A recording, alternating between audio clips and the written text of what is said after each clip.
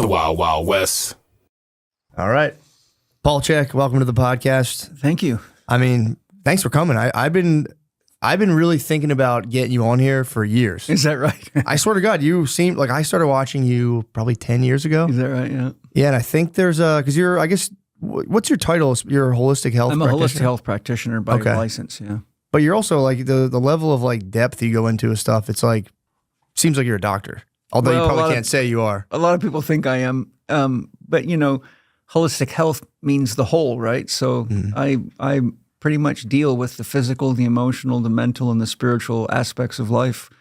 And people usually have all those problems at once. Yeah, and deal with maybe one physical, maybe. Well, usually the physical problems are, unless someone falls off a ladder or, you know, gets in a car accident, 85% of all orthopedic injuries are idiopathic, which means the patient doesn't even know how they got them. So when you consider 85 out of 100 people going to doctors because of injuries to necks, backs, muscles, joints, don't know how it is that they actually got injured, what you come to realize as a therapist, you can either just keep treating symptoms or you got to figure out why is this thing manifesting in their life. And it's almost always things like diet problems, lifestyle challenges, relationship problems, beliefs that are disempowering, being scared of God. Yeah. Well, what do you think in terms of like, so as like a holistic health practitioner, have you ever I'm sure you have, but like, what has it been like taking someone who was in like a pretty bad state, physically, emotionally, mentally, all that stuff, and like really transforming them from like the, you know, if they had like, say they had like indigestion, back pain, anxiety, like how it, like what I guess what I'm trying to ask you is like, what is it like to transform somebody like that? And B, like, are there some people it's just like, there's nothing you can do, or like? There's always something you can do, but it just depends on how motivated the person is to heal and to grow, you know? I created the term, the pain teacher. So when the pain teacher shows up in your life, it's a good idea to be a good student. So the first thing I identify is, what are you willing to heal for and grow for, that you're inspired enough to do the work to heal and grow? Because if I don't identify a dream bigger than your crisis, then you'll become so accustomed to your crisis, then you'll just turn yourself into someone who's taking drugs and seeing doctors for the rest of your life, and that's exactly what they want. Yeah. So you're saying that's kind of the first area you go into is like, what are you doing? Like, what's your point? Like, what's your purpose? Well, I ask, what is your dream for yourself? Why do you want to heal? What are you going to do with yourself? I have to have something that inspires and motivates them, because it's very, very rare that I can rehabilitate somebody that doesn't have to make changes in their diet and their lifestyle and their beliefs and the behaviors that led to the problem. What percentage of people will you deal with have like zero overarching dream to their life, or just kind of going through the motions? I would say probably about 85 to 90% of people really don't know what they're doing in their life other than making money to try to survive. Yeah. And so that's a real big part of the therapy, is helping them get clear on what's meaningful to them and what fills their heart, what gives them a sense of purpose beyond just existing. Yeah, I think that checks out. I really, I call it the drift. Whenever I get caught up in just the day-to-day bullshit of just like, you know, like, am I selling tickets for stand-up, am I this, and I have no overarching purpose of like, what am I doing? Who am I doing it for? What is the point of my existence? Am I actually helping anybody, or am I just fucking pumping resources into myself like unconsciously and thoughtlessly? It's called flatland. Flatland, yeah. I spent a lot of time there myself. And that's how I found you. I was on YouTube just finding like workouts and this and that. And I'd be like, oh, that's kind of a cool workout. Then I'd watch you talk and I was like, damn, this guy knows a lot about kind of a lot of shit. So how did you get into that? Because you were a paratrooper? I was a paratrooper in the 82nd Airborne Division, yeah. And then you got into motocross racing? I was racing motocross when I was a young man before I became a paratrooper. So that was first. And I was a competitive fighter. I was a boxer and a kickboxer. And I played a lot of sports, but I fought my way onto the Army boxing team while I was in the 82nd Airborne Division, and then I became the trainer of the Army boxing team. Oh, okay. And the team doctor was an osteopathic physician, so I was put in charge of nutrition. I was put in charge of designing and developing all the training programs for the fighters, and I took them all through them personally. I didn't just write shit on the board. I did everything with them. I was also in charge of managing the gym, and I represented the Army in triathlon at the same time. First, I was a fighter on the boxing team, but I was also representing the Army in triathlon. And my company commander said, hey, I'm going to bet a lot of money on you to win the Army triathlon. So if you want to stop boxing so you can train full-time for triathlon, I'll let you do it. You just got to win. And I knew that I wasn't going to turn pro because my fighting style is too aggressive, and I already had lots of guys on the boxing team that showed a lot of signs of brain injury already as early as 19 and 20 years of age. You're saying like from the damage you were inflicting, or you're saying just in general, just getting knocked around so much? No, just, a lot of the guys on the team had 300 plus fights. Oh God. They started boxing, most of them when they were around 8 years old. Jesus. These are like the best fighters in the world. The only teams that ever beat us was Cuba and Russia. We're the third ranked amateur boxing team in the world. Jesus. So it's very serious. Okay. So it wasn't just like pounding around like you guys were like doing heavy competitive hardcore. boxing. We trained 6.5, 7 hours a day. Damn. And traveled all over. Our teams travel all over the world competing. And it's a big recruitment tool for the military. Okay. Army sports is quite big. That actually makes sense. And so my team doctor was an osteopath. So once I left, I told the coaches I was going to leave and train full time for triathlon.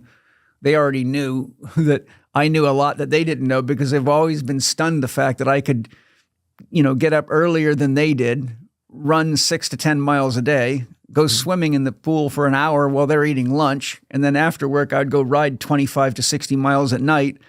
And while I'm a fighter on the team, I'm also competing in triathlon. And they're like, how in the hell do you do this? And how did you do? That's insane. Well, I was raised on a farm, a big farm, 142-acre farm by a very, very intense father who did not know what a child was and worked us like slaves in a concentration camp. Yeah. And as I said to the guys in the last podcast, if you want to know what real fitness is, let me hand you an axe and let you split firewood for about 8 hours straight. And when your hands are covered in blisters and your father doesn't give a shit, you'll know what real fitness is. Jesus Christ. So you had this was like nothing to you then to be that active and move around? It wasn't that it was like nothing. I had to train extremely hard. Sure, yeah. I was competing at a very high level. In triathlon, I was in the top 10 overall, even with the pros, in 6 USTS races, which is, that's the full-blown that's intense. elite triathlon. That's the real triathlon organization. And I was, a ranked fighter, and I was I did very well in motocross, and so it was really just that my father built such a strong work ethic into me and to all of my siblings that it wasn't out of character for me to realize how hard I had to work, and I don't like losing. So I just took the work ethic that was built into me from the farm and just applied that to something I wanted to do instead of something I was being told to do, and that was very freeing. Hey, that's kind of nice. And I guess the farm gives people like a sun up to sundown mentality. You're not kind of like, well, I'm clocking up. It's like as soon as the sun's up, you got to get out. You're at it. Yeah. My father's rule was you feed and water the animals before you eat, and if I ever catch you eating or drinking anything before those animals are taken care of, you'll never forget it, and he meant it. Yeah, I guess he would just dole out some punishment. He could dole it out. So you got out of there. I guess that makes sense. You're doing motocross in the military. So how did you like start absorbing kind of like health and holistic nutrition stuff? Like my mother's was a yogi. She became a yogi when I was 12. She'd been to India 3 times for advanced initiation. So my mother joined the Self-Realization Fellowship, which is the teachings of Paramahansa Yogananda, which is already quite holistic. And my mother was already just naturally into holistic everything. We raised our own food. We slaughtered our own animals. We pretty much could live off of our farm. We milked our own cows, made our own butter, our own cheese, our own ice cream, our own bread.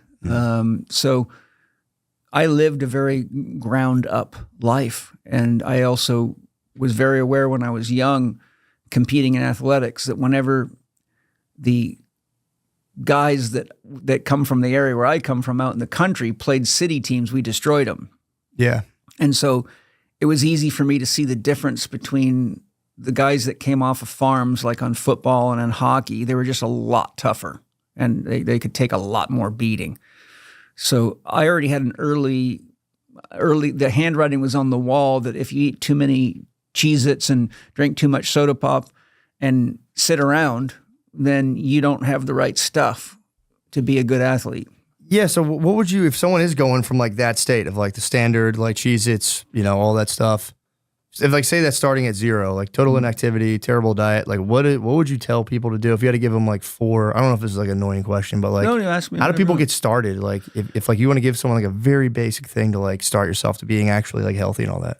Well, after many, many years as a therapist and a specialist in conditioning and a guy that's worked with countless of the best athletes in the world, I synthesized what one must understand in order to be successful in any kind of endeavor, whether it be to just be healthy so that you don't have to deal with pain all the time, or to play with your grandkids, or to, be able to hike to the top of your favorite mountain, or to win a gold medal. And basically I broke it down to 4 key areas that we have to have conscious awareness of, which I call the 4 doctors.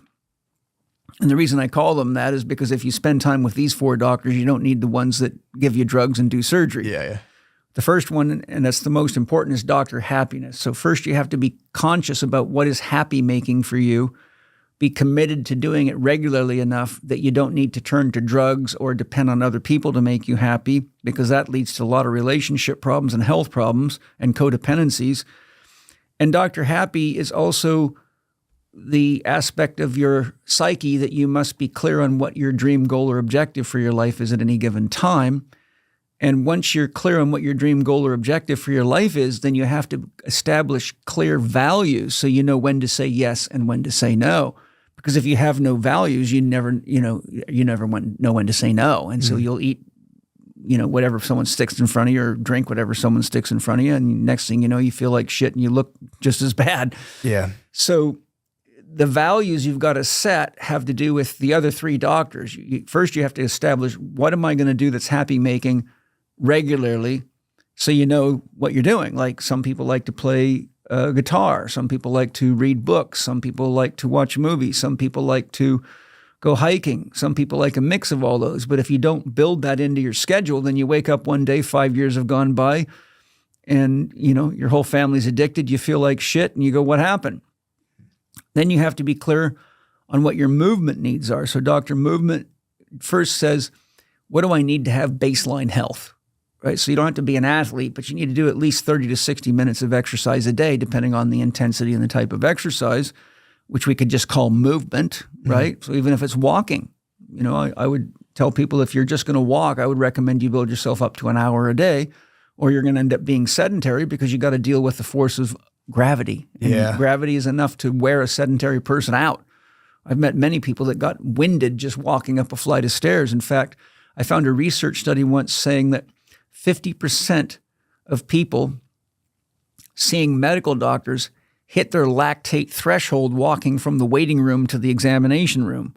Damn, so they're getting like a burning pain in the legs. They're getting what you would get after a set of heavy squats. Where you feel like the last couple of reps are hard to get out. Yeah. They're getting that halfway to the doctor's examination room. That's 50% of people. Damn, that's crazy. So first you got to use movement to create baseline health. And there's just the list of benefits of movement I could sit here and talk for hours on, mentally, emotionally, physically, hormonally, things like enhanced circulation, enhanced digestion, enhanced metabolism, enhanced mood. The benefits of movement are too many to list, and there's tons and tons of science on it. So then once you know what your dream, say your dream is to, let's say you're a park ranger, but you started, like you said, eating garbage and not knowing any better. Once you've got baseline health, then I would say, okay, well, how fit do you need to be to do your work, climbing mountains, potentially having to rescue people, carrying equipment around, building trails, doing the things a park ranger does. And then I would say, okay, now you got to build yourself up.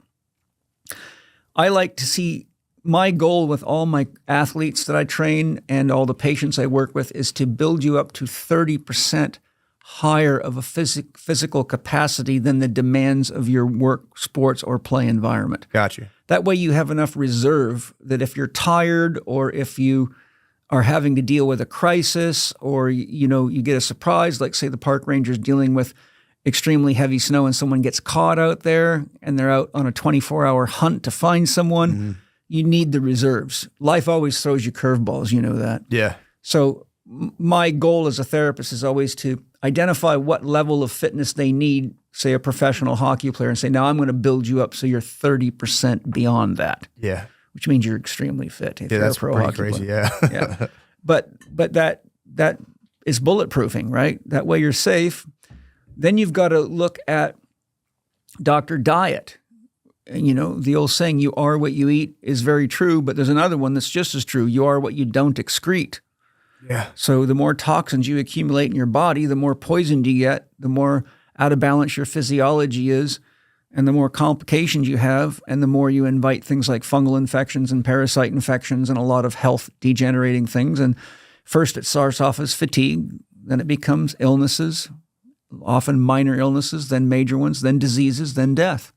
So you can tell where someone's at by just looking at that stage of progression. First you get tired, then you start having colds and flus, then you start having stuff that a doctor would call a disease like diabetes, then you die. Damn. Yeah, so basically just move around, know what you're up to, and eat good food. You got to eat high quality food, which means it's got to be certified organic or it's covered with farming chemicals, which will poison you and kill you slowly. So what do you think about people who have, like, I've noticed a certain type of machismo around organic produce where they go, I'm paying for the same fucking thing. Well, there's a lot of, most people don't really have enough knowledge to be even intelligent in making a decision like that, sadly. There is a real problem because a lot of the major corporations such as Pepsi, Coke, Cadbury, Snickers, and many others that you would never expect own organic certifications. Yeah. But they also own large farms that produce commercial food. So what they do to buck the system is they actually do research. They fund university agricultural programs as well. So what they'll do is they'll take their commercially grown chemical-laden poison, they'll do research on it to analyze the nutritional values of it. Then they'll send in organic food under a different label, never telling you they own that label, and it's grown on the same burnt-out soils, but without the chemicals added. Oh. And they say, look, there's no nutritional difference. And so they've been trying to wipe out the organic concept for years because they don't want to have to compete in a market that requires them to manage the soils properly because it's slower and it's more expensive, and it actually is respectful of nature. What a concept. So a lot of people have gotten this false conception that organic is no better, or they make excuses like, oh, there's so much toxins in the air, or there's overspray from chemicals. And I say, well, there's a scale of toxicity. Yeah. If you're getting an organic farm, yeah, there might be some overspray or some mild, chemtrails hitting your food, but it's still on a scale of toxicity, a lot less stressful on your body. So the thing is that you can't really rely on organic certifications because almost all of these, there's over 100 of them now, and only about 2 or 3 of them are actually legitimate. So like, what about like Whole Foods produce, like anything? Whole Foods started off good, but now it's just a corporate whore. Yeah. So there's another example of a place that once had good ideas, as is often the case. Just like religions, they start off with good intentions and become brainwashing machines. Yeah. Right? And as the world goes. And so the thing to do is go to farmers markets, and the real organic certifications are not only expensive, but to get a real organic certification, the organization sends a soil scientist to your property. They analyze your soil to see if there's mineral imbalances in it and if there's any chemicals in it that are dangerous. Then you have to go through a 2-year gestation period where they will, as part of the fee, they will help you balance the soils, get the microorganisms healthy, and the microorganisms will catabolize the chemicals in the soil. But it usually takes about 2 years for microorganisms to clean the soil. And only then can you get certified once they retest your soil. So most of these corporations will not go through that process. Yeah. Okay. So a lot of farmers won't either because they don't have the money. A lot of farmers are barely making it. So, if you pay $15,000 a year for an organic certification, but you're only making $20,000 a year after you've made your expenses.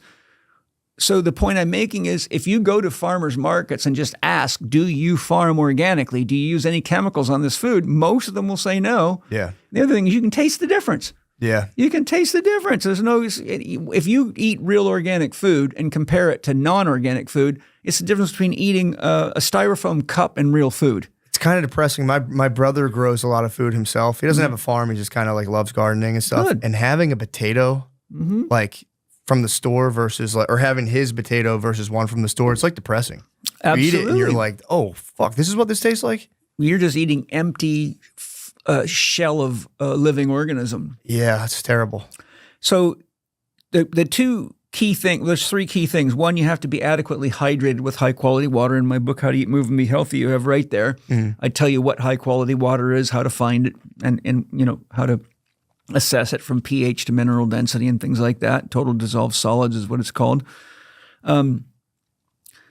But once you're eating high quality food, then you have to eat the right proportions based on what your body's needs are. There's no such thing as a diet that works for any number of people. That's absolute bullshit. Every one of us is as different on the inside as we are on the outside. And just like we all have different fingerprints, we all have different needs. Even within the same family, you can see wildly different needs for food. You can have, in the same family, you can have someone sitting at one end of the table that does fine on almost a vegetarian diet, and on the other end, you got a total carnivore. Why? One might be an athlete. One might have parasites and fungal infection and have totally different biochemistry. One may have a completely different psychological profile and internalizes all their stress and therefore needs different nutrition because they're constantly stressing themselves out with stinking thinking. Yeah. So if I listed all the things that can change what your macronutrient and micronutrient needs are, it would take hours. So it's not like MyFitnessPal, click 2,000, like, yep, that's me. So you got to really kind of get in No, there. you got to pay attention, but your body's always telling you when you're eating right. Yeah. What do you think about is not eating till you're hungry? Well, there's no sense eating if you're not hungry. I do it all the time though. I get in that thing where I'm like, it's lunchtime. I have to eat right now. And I eat and I'm like, I'm stuffed and I feel like gross. Well, you shouldn't eat if you're not hungry, but generally most people need 3 meals a day unless they're sedentary. Okay. Or unless they're drinking things like caffeine or smoking cigarettes, because those can have an appetite suppressing effect. So, and medical drugs can do that as well. But if a person's healthy, breakfast should be your biggest meal of the day, because breakfast, the breakfast you eat has the most effect on stimulating your metabolism. That's been shown in research. It's especially important for women. For example, when you diet, research shows like if you start skipping meals, your body increases lipogenic enzymes which store fat. So the more you diet, the more your body tries to store fat because it thinks you're going into a famine period, so it's trying to protect you.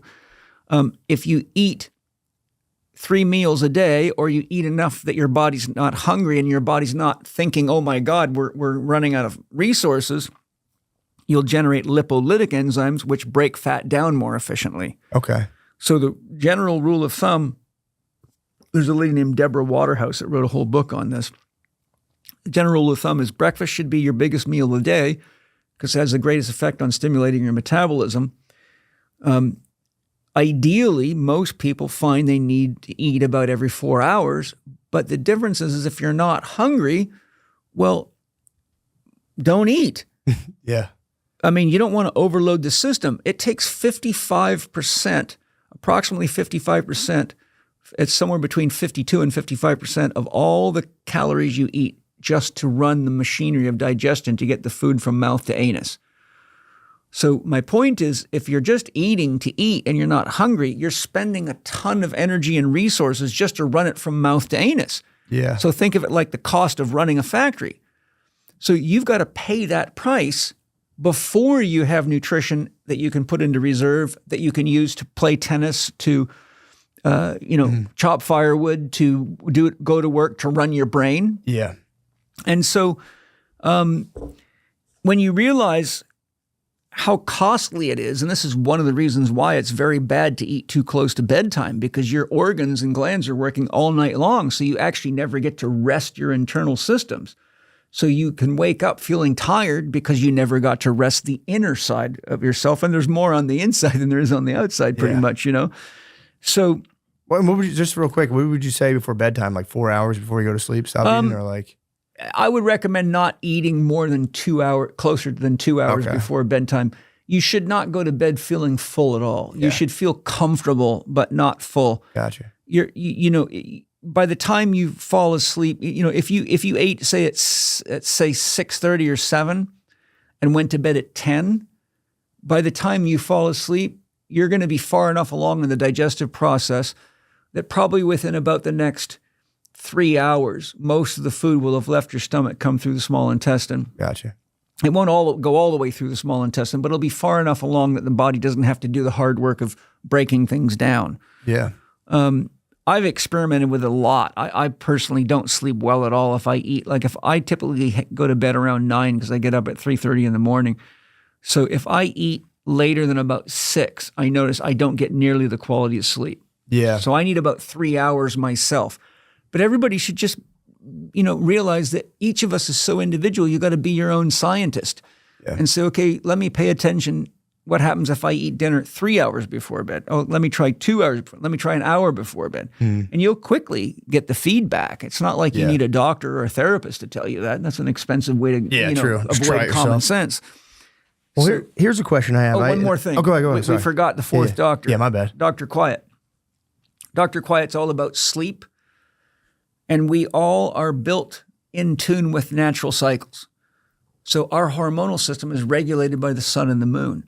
Once the sun starts rising up, your cortisol levels, which is your primary stress hormone, elevate. And it's an activating hormone. It stimulates the brainstem, called the reticular activating system. It has an alerting effect on you. Research shows that if you're sound asleep and a photon hits your skin, I can take a laser pointer when you're sound asleep and point it at your big toe, and you got cells in your skin called cryptochrome cells that will deliver photons to your hypothalamus and wake you up because your body thinks if there's light, the sun's up. Whoa. So as the sun goes up, our major stress hormone, which protects us, supports us, and it's also the major anti-inflammatory hormone and the major alerting hormone, right? And it's coupled with adrenaline. So you have the adrenaline, then cortisol, and the release cascade. They follow the sun as they go up. So we're designed to be the most active between about 10 o'clock and about 1 o'clock during the day. And then as it goes down and the sun's going down and the moon starts to go up, melatonin comes up, and it's the chief regulating hormone for all your anabolic hormones, which is your growth and repair hormones. So if a person, for example, before I tell you that, research shows that the first 4 hours of sleep, our body focuses on physical repair. So we need to be to bed by 10 o'clock p.m. on average. Otherwise, we delay the release of melatonin. So if we're, around flashing lights or these kinds of lights, it keeps telling your brain the sun's up. So as long as cortisol levels are up, melatonin levels stay suppressed, which means the half-life of cortisol is quite long. And you could end up, it can be 400 minutes. It's different depending on how healthy your liver is and how strong your liver is. But if you, for example, drink a cup of coffee at dinner time, you're going to still have tons of cortisol in you 4 hours later. So by the time you're just about to get up, you're only now is your body ready to release melatonin, but you've missed all your growth and repair time. So athletes burn themselves out and get lots of chronic injuries doing that. So if you just remember the simple rule that the activation hormones follow the sun and the growth and repair hormones follow the moon. So if you keep pushing your cortisol levels because you're making an extended day, which is like making an extended summer, so to speak, then you repress your growth and repair hormones. And the first 4 hours of sleep should be the body devotes itself to physical repair, and the second 4 hours of sleep are devoted to psychogenic repair, so brain and nervous system repair. And having known this for many, many years, I saw monitoring people's sleep cycles that sure enough, those that went to bed, say at midnight, had chronic physical problems. But those that were shift workers or mothers with new children that were staying up between about 2 a.m. and 6 a.m. had chronic neurological problems like headaches, cognitive disorders, crash cars a lot. Yeah, Jesus. I know. Cut their fingers a lot with knives because their psychogenic repair is getting shut down. In fact, research on new mothers shows that in the first year, a woman's brain shrinks 1 centimeter in circumference. It shrinks like a plum becoming a prune due to lack of sleep. Fuck. So Terrible. The key thing that I'm just to summarize, we need to make sure that we get to bed ideally by about 10 o'clock. And we've got to follow the natural cycles. And we want to make sure we don't eat too much food before bed because our body can't rest. And we don't want to drink coffee or stimulants any later than about 3 or 4 o'clock in the afternoon, or it'll completely disrupt our hormonal cycles and we'll end up sleeping but waking up tired. We will sleep, but we will not be recovered. And if the more physically demanding your work environment or your sports environment is, the more critical that becomes to your ability to improve, to grow, to recover, and to avoid injury and illness. And Dr. Quiet is also the chief of introspection. So if we don't take time each day to be alone and within ourselves, then we externalize our sense of self. So we only know ourselves by how much money we have or what kind of car we drive or how high our rank is in our work or how our status is. So we actually start identifying ourselves only by what's outside, but we never really get to know who we are on the inside. And I can tell you from many people that have had a crisis in their life, like losing a job or an athlete getting injured who no longer could perform, they go into a crisis of self because they don't know who they are without their status or without their hockey stick in their hand or without their money coming in. And they go into a serious crisis of self. And it's like having a midlife crisis, but it's really a crisis of self. So if we take time each day to do what we classically be called meditation, or just simply to reflect on our day and say, how did I do in my relationships today? Could I have been a better listener with my children? Or could I have been more patient with my wife? Or could I have done a better job at work instead of taking shortcuts and making excuses? And we actually take responsibility for growing ourselves and looking at ourselves objectively and being honest with ourselves. Then we actually grow spiritually and we grow consciously and we learn how to love better. Yeah, when you said you get up at 3:30 and you do spiritual practices, what does that look like? A lot of people hear that term and they're just kind of like they think it just sounds like so otherworldly and mystical. Like, how would you do? Like, do you have a couple you would describe that are kind of beneficial? I did Tai Chi every day for 18 years. I studied with a Tai Chi master for several years. I trained in medical Qigong.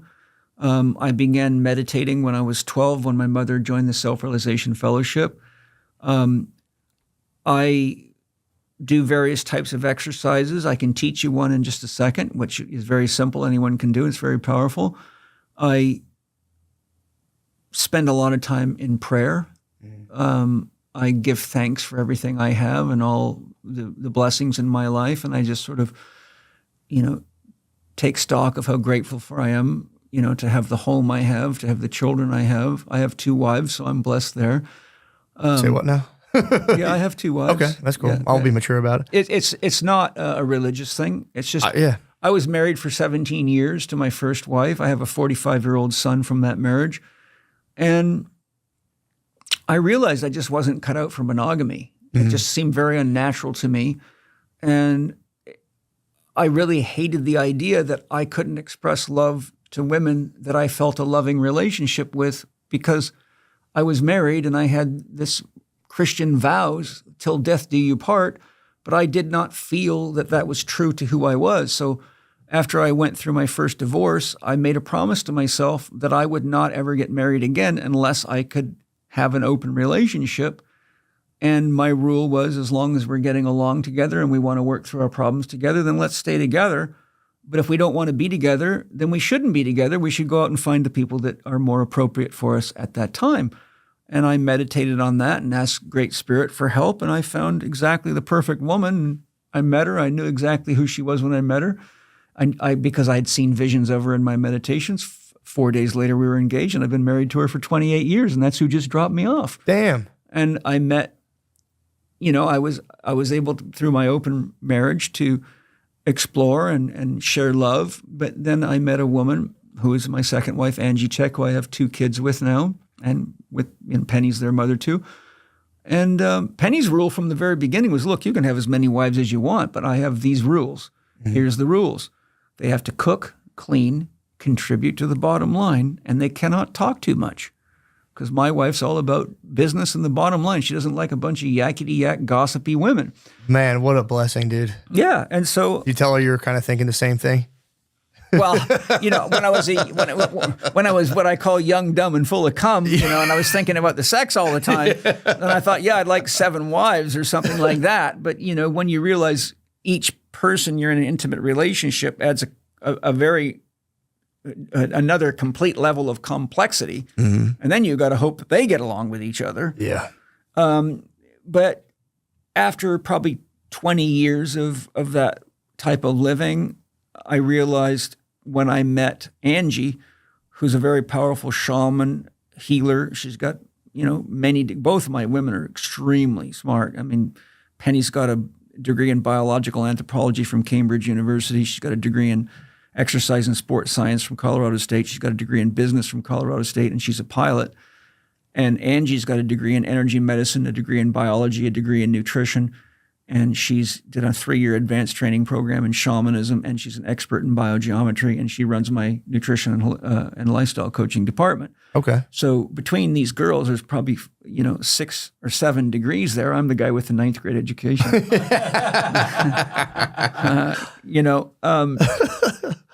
So I figure if you're gonna spend time with a woman, you might as well find the most powerful, capable one you can. Yeah. Which a lot of guys do the opposite. They want a bimbo that they can control and use as a play toy. But I'm like, you're never going to get anything done that's meaningful in the world with that kind of relationship. Yeah, and they'll kind of spring. It's never. It sounds cool at first, but then eventually, there's nothing to sustain a multi-year relationship. I used to be a race car driver, and my goal was always to have the most horsepower and the best handling car I could create. Mm-hmm. And that's how I like women. The most horsepower and the best handling woman I can find. And so I have 2 very high-powered, very, very capable women. And we run, we're the primary people behind the educational development of the Chek Institute, which I founded in 1995. And we've had over 63,000 students come through our program. I have a 5-year academy. It's very serious, comprehensive education. It is. I've looked into it before. Yeah. It's very, very comprehensive. It's not a fluffy fly-by-night, post. It's not a box of pizza. It's the real deal. Yeah. And so I need people around me that are in line with my values. And so, once I met Angie, I realized that this woman was so intelligent and so amazing and so incredible, and all I could ever imagine sexually. I'm like, okay, I've just met God. And so I just went to Penny and said, I've reached the point now where I feel like it's too complex for me to manage all these women. Because I would have a beautiful partner in Sydney. I mean, I lived on the road for 25 years lecturing all over the world. So I had lovers in Sydney. I had lovers in Auckland. I had lovers in London, but every one of them has families and have friends and has needs. And Paul, will you help my dad? He's sick. Can I borrow some money? And I just felt like my life was being spread so thin that after a while, I felt like it was stopping me from really devoting enough time to Penny, who's the Buddha that allowed me to even have this joy.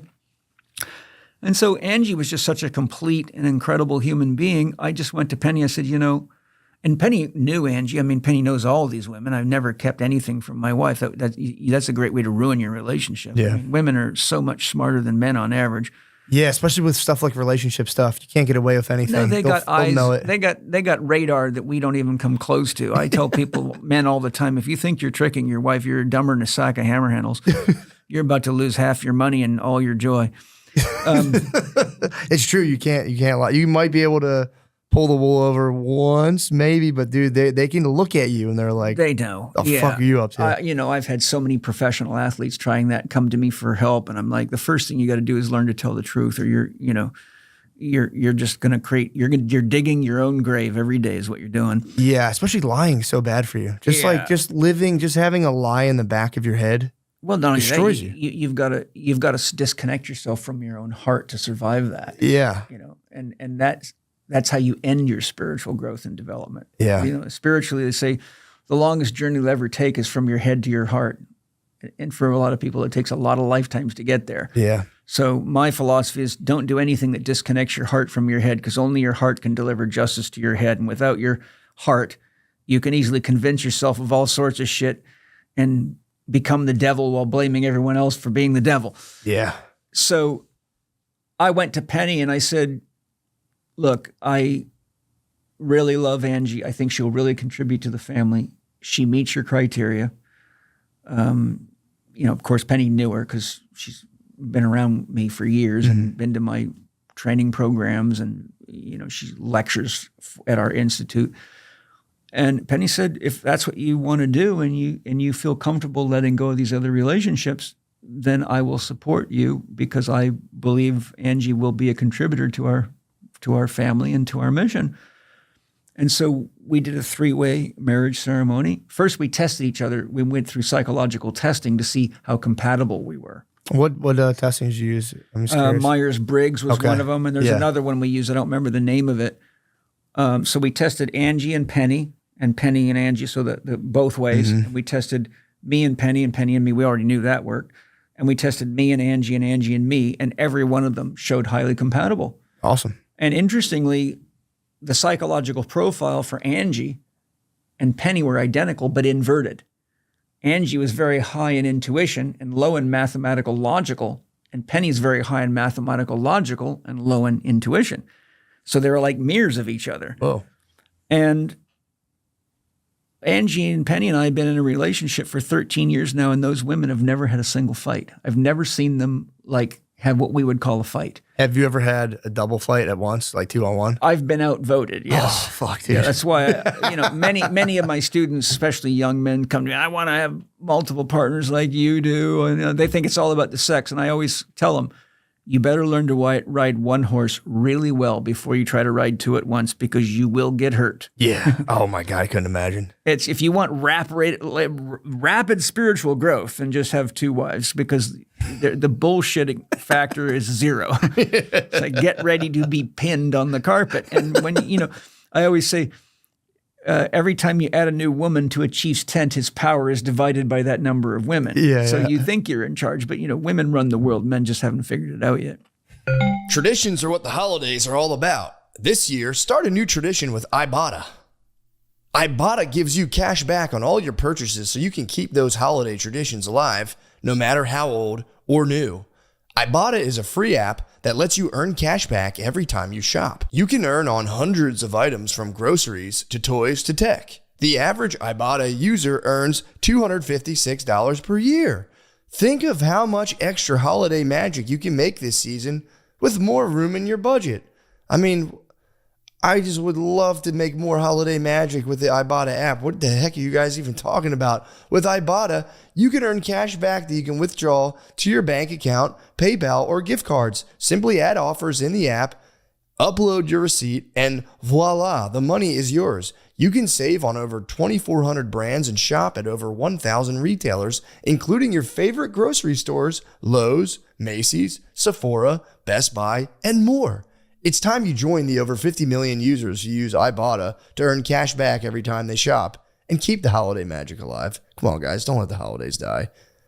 Right now, Ibotta is offering our listeners $5 just for trying Ibotta by using the code DRENCHED when you register. Just go to the App Store or Google Play Store and download the free Ibotta app to start earning cash back, and use code DRENCHED. That's IBOTTA in the Google Play or App Store, and use code DRENCHED.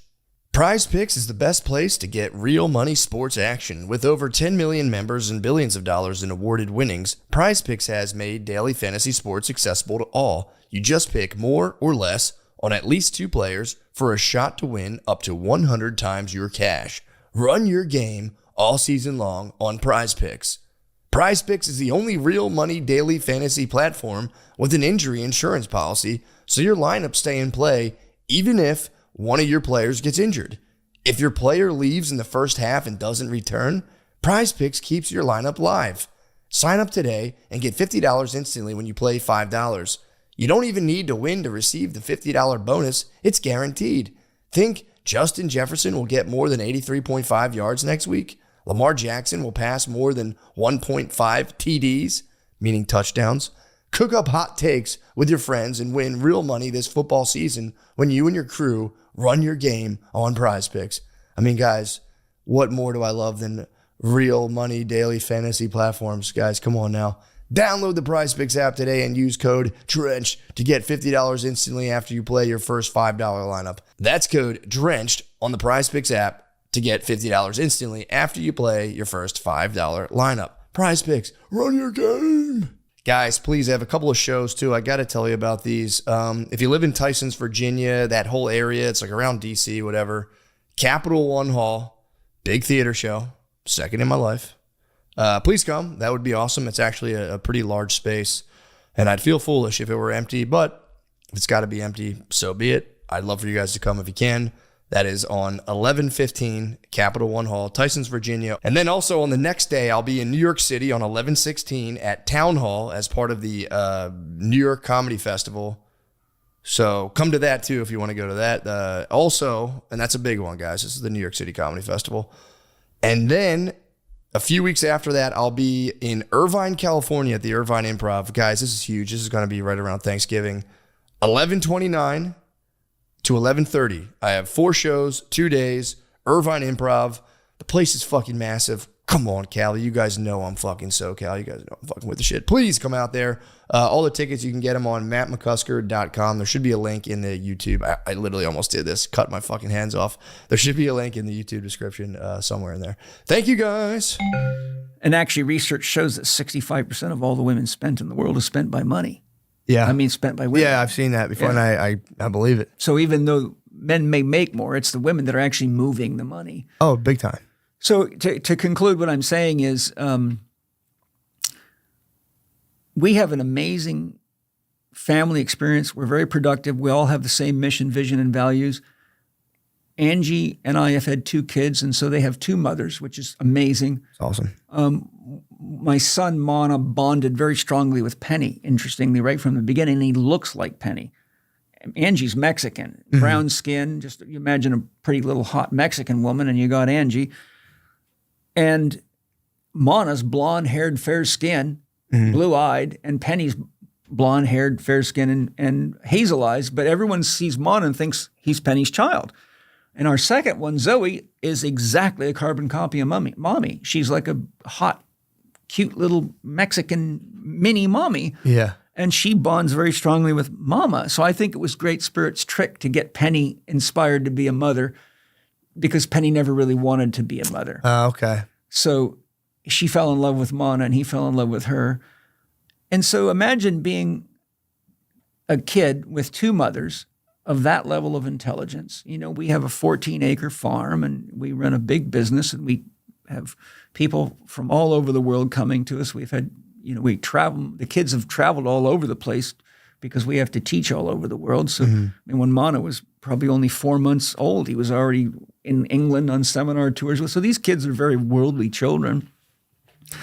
And we feed them the best food you can buy. We grow most of our food, and we buy from, organic farmers and free-range meat farmers and ranchers. And the kids go to a Waldorf school, so they're getting educated based on Steiner's system of education, which, based on my analysis, is hands down the best in the world. And so, I basically spent many, many years as a therapist looking at what causes people trouble, what gets them sick, what leads to cancer. And I found the number of people that have been married for a long time but didn't want to be in the marriage, but stayed in it because they thought God would burn them in hell if they broke their marriage vows or got a divorce, was so high. I learned very early in my now 40-year career that it's not a wise thing to do to stay married to somebody that you're not in love with and that you don't want to be with, because all you do is teach your children how to have a fucked up relationship. And that becomes problems for the rest of your life that you got to deal with as a parent. And so after my first marriage, I just made a promise to myself, I'm going to live true to my heart. And I know that there's women out there that want to live true to their heart too. And you'd be amazed when you're honest with women. They'll tell you yes or no. And I found it was no harder to find women that would agree to that than it was to find women that would go monogamous or that demanded monogamy. Yeah. But we just grew into this relationship, and well, we're 13 years in now. And like I said, I've got a 45-year-old son with a grandson from my first marriage. So I became a father for the second time at 54, and then my daughter came along a couple of years later. So here I am, 63, with two little ones and a big one and a grandson. But it took me a long time to learn how to be a father. I mean, I realized at 54, I'm actually only now ready to be a dad. My first son came when I just turned 18, and I didn't know how to be a father, and I didn't have a good example as a father. So to have reached that level of maturity and that much understanding of life, and then to be wise enough to choose really intelligent women. And Angie's an amazing mother. They're both amazing mothers. And my kids are damn smart. They're surrounded by very intelligent people all the time. And so they eat great food, and they live on top of a mountain on a beautiful farm. And my daughter's doing amazing in gymnastics. My son's got the mind of an engineer, and we're watching kids grow in an environment that is like an organic farm. Yeah. They get a chance to get a lot of love and to really explore themselves. And I emulate to my students to live true to your heart and not fall into conventional ideas, because, living in the consensus reality is like being a sheep in a herd. But if you actually start interviewing people to ask how many people are actually happy in their marriages, I've had patients come to me with serious health problems that have been married for 35 years. And I've said to them, when were you not happy in the marriage? I've literally had women crying their eyes out saying, Paul, to be honest with you, I knew I was in trouble the day I got married. Yeah. I said, well, why did you stay and have kids? Because I'm a Christian. Mm-hmm. And I have marriage vows. And I said, so you think God wants you to live in a torturous relationship and raise kids in an environment where they realize that marriage is a painful and potentially ugly thing? Yeah. And so real quick to ask that's, you, that's a problem. I can see that. Do you think there is some redemptive fact to the process of learning to kind of relate to somebody over time, where initially it might not feel great? Oh, absolutely. But Yeah. you're saying if it hits levels of just like soul deadedness and like going through the motions. Well, when you get to the point where either you're not compatible with somebody or you're not willing to do the work to grow in relationship with that person. Mm-hmm. Like most people don't actually explore their values with someone else. So when you get confronted by things like a woman gets pregnant, but you don't want the child, and you don't realize that there's one that's pro-abortion and one that's against abortion. Yeah. That's a barn burner of a problem to have. When you got a pandemic that comes and one's pro-vaccine, the other one says, don't do it, it's too dangerous. Yeah. And one wants to vaccinate the children, the other one doesn't. I've seen relationships completely destroyed. So if you don't have a deep enough level of love and commitment to work through the rigors and the challenges that life inevitably brings, you just set yourself up to live in hell. Yeah. So the point I'm making, if it's not dead clear, if you can't walk through hell with your partner and hold their hand, then you shouldn't be in the relationship. I see what you're saying. If you're just going through the motions and if you're just going through the motions, you're not living. You're already in flatland, and you'll probably need an addiction to get you through it. Yeah. You'll need to drink yourself through it, or drug yourself through it, or bury yourself in work, or become an exercise addict or something. And I've rehabilitated thousands of these people. I mean, look, I'm not a young guy. I have 40 years of clinical experience. I have seen exactly how this plays out over and over again, and it ain't pretty. And it's often for the wrong reasons. And the worst reason there is because of what other people will think. Yeah. Like, I don't give a shit what other people think. Like, my job is to be true to myself and true to the people I share relationships with, because without that, what have I got? If I fit into the crowd, but I'm living a life that's completely unappealing and unpleasing, that just takes the wind right out of your sails, and you just go half-mast through your life, and you'll never become good at anything. Yeah. To achieve mastery requires commitment and focus. And if you can't achieve mastery in your relationships, then you're not going to achieve mastery in your professional relationships either. Yeah. Well, so what is the Spirit Gym? I know you started that up. Spirit Gym is a holistic system of spiritual development that I develop based on all my years' experience. And I saw how much problem religions cause people. I could see the beauty in them, but I could see the traps in them, and I could see how it results in a lot of health problems and a lot of belief. I think beliefs are very dangerous, because the day you believe something, you stop asking questions and your mind becomes closed. So I think, by definition, spirituality is a progressively expanded sense of connection to a greater and greater whole. But oftentimes when you're in a religion, you immediately identify yourself as this religion or that religion, and you are often taught or threatened that you should not look into or participate in other religions, for example. So you won't find Christians reading Buddhist literature, but there's a ton of great stuff in Buddhism that any Christian can use. And there's stuff in Christianity that a Buddhist can use. And there's stuff in Judaism that they could all use. Yeah. So once you're in a belief system, it's like being in a cult. And I've watched how it destroys people's lives, and it keeps them very narrow-minded. And, if you study this, you'll find something quite shocking. The most common cause of wars throughout history has been religious differences. Yeah. And if you look at Ken Wilber's new book, Radical Wholeness, he states right in there at least 3 times the number one cause of war is religious differences. I mean, well, if there is a God and God is love, then God's not intended to inspire war, death, and destruction. So that right there you see the problem that belief systems are like any ism. They pit you against people, and you stop asking bigger questions. And as soon as you stop asking bigger questions, you stop growing mentally, you stop growing emotionally, and you halt your spiritual growth. Therefore, you see, if it's like being a racist. If you're a white supremacist, then you never get the joy of knowing the beauty of black people. You never, you might not even eat their food or listen to their music. Yeah. But if you think, okay, how many of us love food from around the world? I like Chinese food. I like Japanese food. I like Jamaican food, man. I like Brazilian food. And I like all their music too. And I love their beautiful women. So if someone said, I'm practicing such and such a religion, or I have such and such a racial bias, you've just cut 2/3 of my heart out. Yeah. You've just turned me into a robot, into somebody else's play toy, into somebody who's got such narrow vision that they will never actually see the beauty of God. They will never see it, even though they're walking around in it and wearing it. And that is really to be a blind man. So Spirit Gym is really a system I built that teaches you how to analyze your own story, so that you can ask yourself, is the story that I'm empowering each day fulfilling to me? And if it's not, what is my dream? And how do I create a story for myself that's dream affirmative and life affirmative?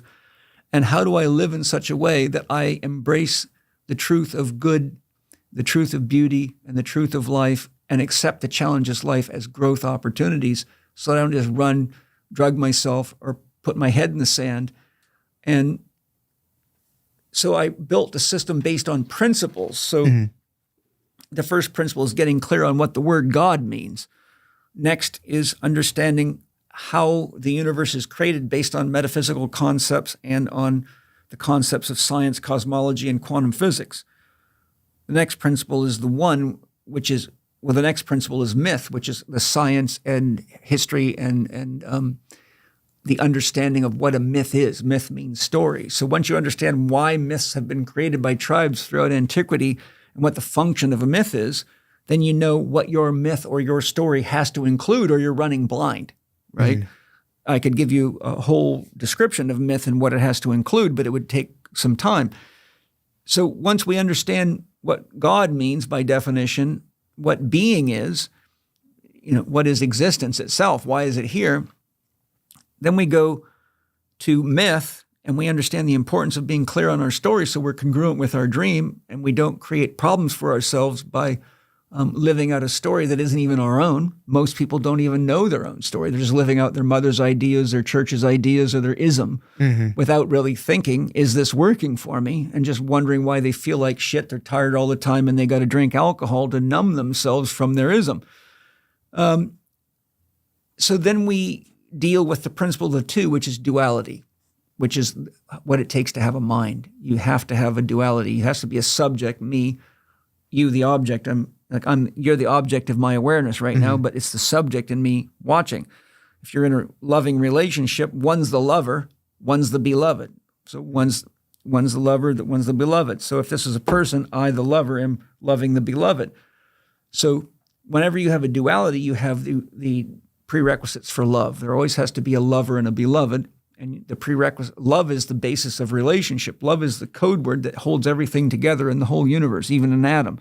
Love really just means relationship.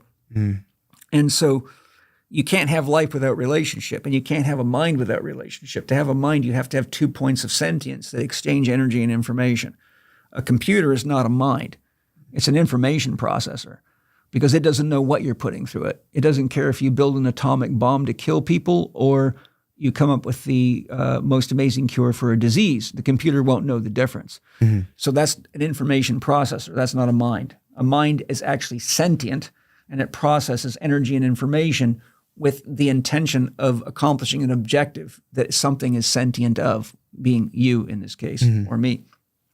So once you get to the position, the principle of two, you're understanding what is the true nature of a duality and why do we have to have a duality and how do you manage dualities? Like how do you use duality in your favor as opposed to creating opposition, me against you or white against black or this religion against that religion, because that's just a low level of consciousness.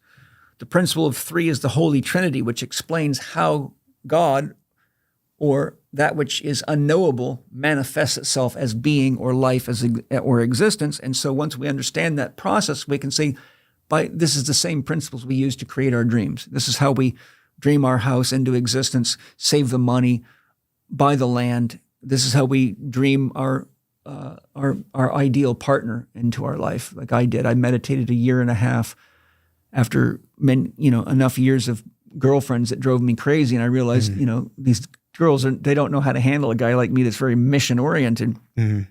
So I got clear what I needed in a partner, and I also got clear what I would give her. Yeah. So I just thank Great Spirit every day for this amazing woman and read off the qualities that I want, read what I was willing to give, had a vision of her after 1.5 years meditating. 5 days later, she showed up in one of my classes.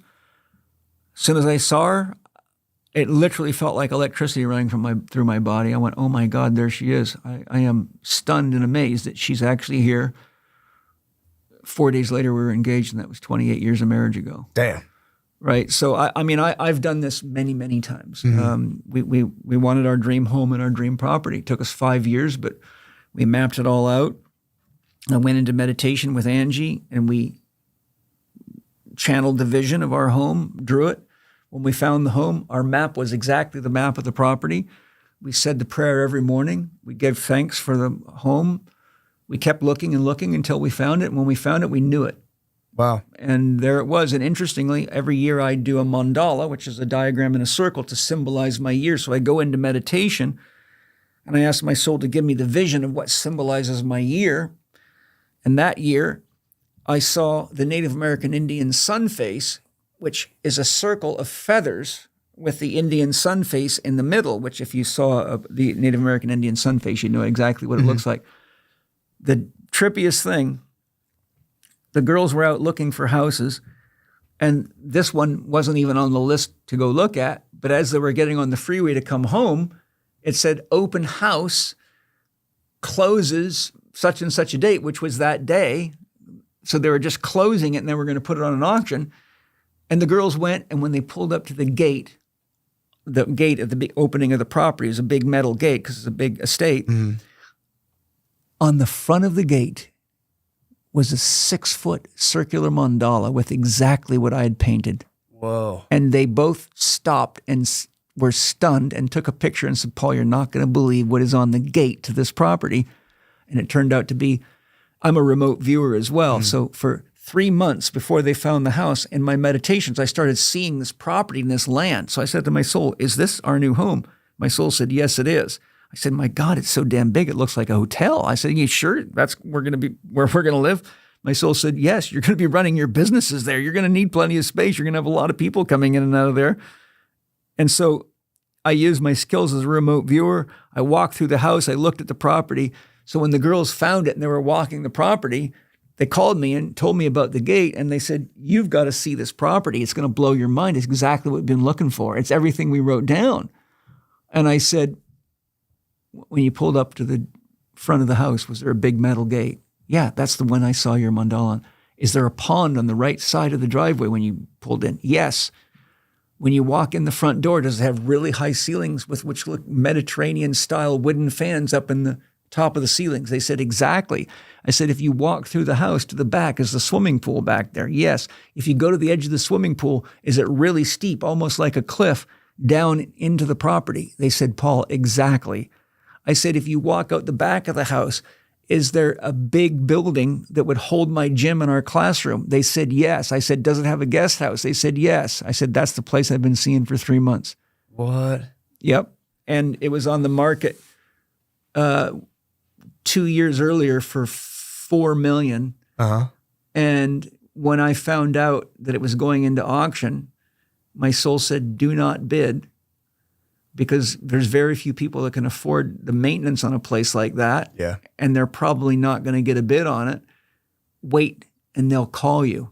Because we had gone there and we'd fill out the registration, and my Angie and Penny were scared to death. They said, Paul, are you sure if we lose this house, that's it. We got to keep looking. We've been looking for 5 years. I said, my soul's never misled me. Sure enough, the next morning, our real estate agent called us at like 8 o'clock in the morning. She said, you were right, Paul. Nobody bid on the house. Now's your chance. Not even 2 hours later, the real estate agent for the house called us. So I bid 1.8, and they wrote back and counterbid me 1.925. So the land is worth that much. Damn. They had padded it. I mean, I guess they can sell for whatever they want, but they were like, yeah, fine. It wasn't they padded. If you saw this place, it's worth $4 million. That makes sense. It's just that it's 15,000 square feet of buildings. It's 14 acres of land. It's pump systems. I mean, it's a lot to manage. I mean, it cost me a lot of money. And there's probably less and less people inclined to manage it. You know, I have to have a full-time gardener and handyman. Yeah. I mean, this is a big place, but it's exactly because we wanted to consolidate all of our business into one location so we didn't have to keep driving all over the place. Angie had her own business that was successful. She owned a nutrition store and ran a personal training business. I had the institute. I had a house that I used for seeing all my clients with a big gym in it. And so we consolidated all of our work into one place. So now our institute courses are run there. I see my clients there. My office is in the guest house. Penny's office is in the guest house. That's awesome. So we basically are spending far less money than we were for all these 3 places. Now we only have 1 gym instead of 3. Now we only have 1 location clients need to come, and everybody absolutely loves it there. It's stunningly beautiful. But the point is, this is, using your mind and using your heart to manifest. In the same way I brought Penny into my life through manifestation, I brought my home into my life, and I've done this over and over again. That's what I teach. That's what real spiritual development's about, is learning to work with source energy and consciousness instead of walking around just hoping all the time. So that's the difference. Because when people hear manifesting, they really do, I think of like, or it comes to my mind that it sounds like bullshit where you're just like, so I'm just going to imagine a house is going to come, but you seem like it's more intentional of like a daily practice of like imagining. It's not just imagining. As the Quakers say, pray and move your feet. Yeah. Everybody prays, but they forget to move their feet. Yeah. Okay. Right? So we looked at houses for 5 years. Yeah. Right? And each time we like that feature, but there's a highway right next to the house, or, we like this big living room. And so as we were doing it, we were saying, okay, we want to write that on our dream we had a big poster we made on our, we call it the vision board. And every morning we would do a prayer, all three of us. And I would vaporize some tobacco and herbs, and I'd blow smoke into it, which is a sacred practice to energize it with our consciousness. And, so we actually poured our intention into it. If you think of God as unconditional love, that's pure potential. There's no condition there. Mm-hmm. The answer is always yes from source. God says yes to being an idiot, and God says yes to being a wise man. Mm-hmm. Obviously, look around. Yeah. Okay? So if God is unconditional love, then you must have an intention to create the movement of potential into actuation, and the flow of that energy and information is what we call spirit. So spirit is the flow of energy and information. What people don't realize is you're constantly moving energy and information into potential from spirit, but most people are doing it unconsciously, which is almost always based on what they don't want. Most people live by their fears, not by their dreams. And I tell people, fear never makes a good seeing eye dog. It's just not, because you will always see what you're looking for. The ancients had an important saying, you bring forth that which you gaze upon. So if you walk into a room and you're always looking for something bad, you'll see it. Yeah. If you walk into the room and you're looking for the beauty or you're looking for the fun, you'll find it, right? Most people don't have enough training to watch their own mind to see what it's creating all the time. And so that's what Spirit Gym's all about. It's learning how to use tried and tested principles from spiritual masters, from experts in the science of mind, from experts in psychology, from quantum physics, from metaphysics.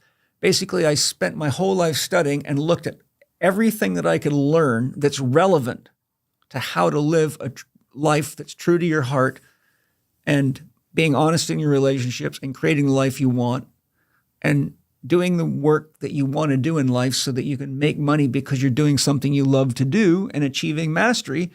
And I put it into an education system and I mentor these people so they get the same kind of coaching that I do with my one-on-one clients, except I coach them in a group. And there's about 130 hours of online training that I built to take them through all these principles. And each week I meet with them and I give them a 1-hour presentation on something that's important for them to know. And then I open the floor for questions on their personal life, their personal challenges, or anything they want help with as they're working through the lessons.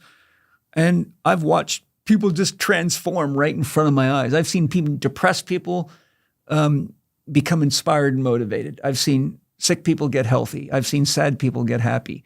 Yeah. And it's not a surprise to me because I've been a therapist for 40 years. I mean, I've studied this inside out and backwards, and I've had to deal with my own challenges just like everybody else. Mm-hmm. And so, I really felt it was time in my career to stop spending my time working with people one-on-one because the world's in such dangerous state right now that I realized we can't wait for a top-down rescue. I don't think Jesus is coming back. They nailed him to a tree the first time. He's not stupid. I don't think. Here's a question for you, and I think I kind of dig everything you're saying. I feel like, I guess it's a statement then a question. I feel like God has become a taboo. It's a modern taboo. You can talk about sex. You can talk about whatever you want. If you bring up God, a lot of people get kind of like, where are you going with this? Like, relax, man. Maybe it always was because if you brought up the wrong religion, people would spaz. Everybody's conception of God is unique to themselves. And because you have all this religious division, if you're a Christian talking about God to a Muslim, then they're going to immediately think you're against them. Yeah, or an atheist. Or an atheist, right? Yeah. But remember. Well, here's my question. I want to just give me 1 second. Go ahead. You use that word atheist. Yeah. Okay. Here's something Carl Jung said that's very important to hear. Something must first be real before it can be rejected. Meditate on that. Yeah. It's pretty wild. It's true. Yeah. There's no atheist in a foxhole. Yeah. I'm a soldier. Trust me. Yeah. I mean, I could see that as well. And that's why I think there's something, my question is, how necessary do you think it is for psychologically to have a spiritually oriented framework to work in if you want to kind of gain some sort of, self-mastery or peace of mind versus just kind of what I feel like might be kind of sanitized, I don't think it's necessary I mean, I've known people that are very masterful at a lot of things that are atheists, materialists, or even my wife Penny is agnostic. Okay. My wife's a scientist. You know, she did a lot of extensive research in university. She's a very scientific, very intelligent. She's a pilot. You know, the woman that just dropped me off is a genius. Yeah. And I'm a guy that knows intelligent people and worked with some of the most rich and smart people on this planet. My wife is a genius. And she says, I'm happy that you love God, but God is not important to me because I can't prove the existence or non-existence of God. And she says, I've got important things to handle. Like, how are we going to pay the bills this month? And how do I manage all these employees and take care of these kids and make sure this farm is handled? She says, I will find out if God's real when I die, and that's fine with me. But in the meantime, I'm going to do my best to live a meaningful life and love as fully as I can because that's who I am. I don't need someone to take me to church to do what's inherently natural to me. Okay. So that's interesting. So you really don't think it's like as crucial. I guess it's all person to person. No, I think it's individual. The difference is religion is typically a set of beliefs that's closed. It's an ideology. It's a belief system. By definition, all belief systems are closed. Spirituality is an open exploration for the truth. So that's why I say spirituality is a progressive expansion of your sense of wholeness, to your connection to what makes you feel whole and what you are. So for example, spirituality, if you want a simple model, progresses from I-oriented consciousness. It's all about what I want, what I need, like a child. Gimme, gimme, gimme. Then you grow up to realize that you can't do anything meaningful in the world without relationships. So your consciousness evolves to we. And so instead of being self-centered, now you become we-centered. You say, okay, I can't just think of myself. I got to think about my wife and her needs, my boss, my friends, my coworkers, my teammates. Then all of a sudden you realize you couldn't be here without the food that feeds you, the water that hydrates you, the air you breathe. And you realize the car you drive is made by someone on the other side of the world. The computer you're using was made by someone on the other side of the world. And so you finally wake up to the fact that it takes the whole world to support all of us. And so now your sense of self and wholeness grows to embrace the whole world because you realize everybody's meaningful. Everybody's contributing to each other. And so you wouldn't buy into a belief system that was my group against your group because you realize none of us can get by without each other. Okay? So then you become world-centric. Well, then you progressively expand your consciousness and you say, wait a minute, could the earth be here without the sun? And could we survive without? No. What would happen if there was no moon to move the tides of the ocean? We'd all die. So all of a sudden you realize, wow, I was an earth-centered person, but now I've got to be a solar system-centered person. But then you realize, oh my God, the solar system's part of a galaxy and it couldn't be here without a galaxy. Then all of a sudden you realize you're part of a galactic family. And you go, wait a minute, the galaxy is part of the universe. So now you reach what's called cosmic consciousness, and you realize that all of it is a dance. All of it is a being that's alive. All of it is something so magical and so mysterious that all you can do is stand there and go, my God, it took the entire universe to create me. And I could give you the physics of the fact that if we scientifically analyze even the minerals and the elements in your body, I can prove to you scientifically that it took the entire universe to make you. And it's been done many times. How? How do they do that? Simple. You take the elements of the periodic table that are in your body, and you say, okay, where did that come from? Well, that came from the sun. That came from Mars. Okay, well, how did they get into the sun? Well, other stars exploded and collapsed into a sun. Damn. Through black hole, whatever model you want to use. And so you keep playing that game. So where'd that come from? It ends up reaching to the end of the universe. It's crazy. So what you realize, even scientifically, is it takes an entire universe to make each one of us. And that's just scientific fact. I don't care if you believe in God or not. I can sit you down and show you the research on it. And so, okay, if you're a scientist, here's proof. It took the whole universe to make you. Yeah. So what do you want to worship? Just one book? Yeah. I'm like, I think we can do better than that.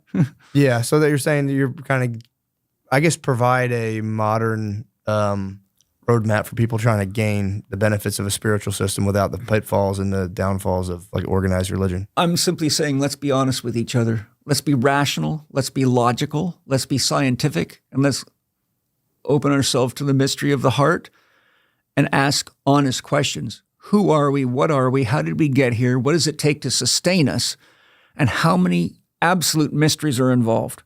I mean, science shows that if the conditions of the initial universe were even 1/100% different, we would not be alive. That's crazy. Right? When you look at the science behind this thing, there's, you either think everything's an accident and we're just lucky, which would be like standing next to a pile of rocks and hoping a Rolex watch jumped out, which would be a materialist. Yeah. Or you say there's some kind of intelligence behind this thing.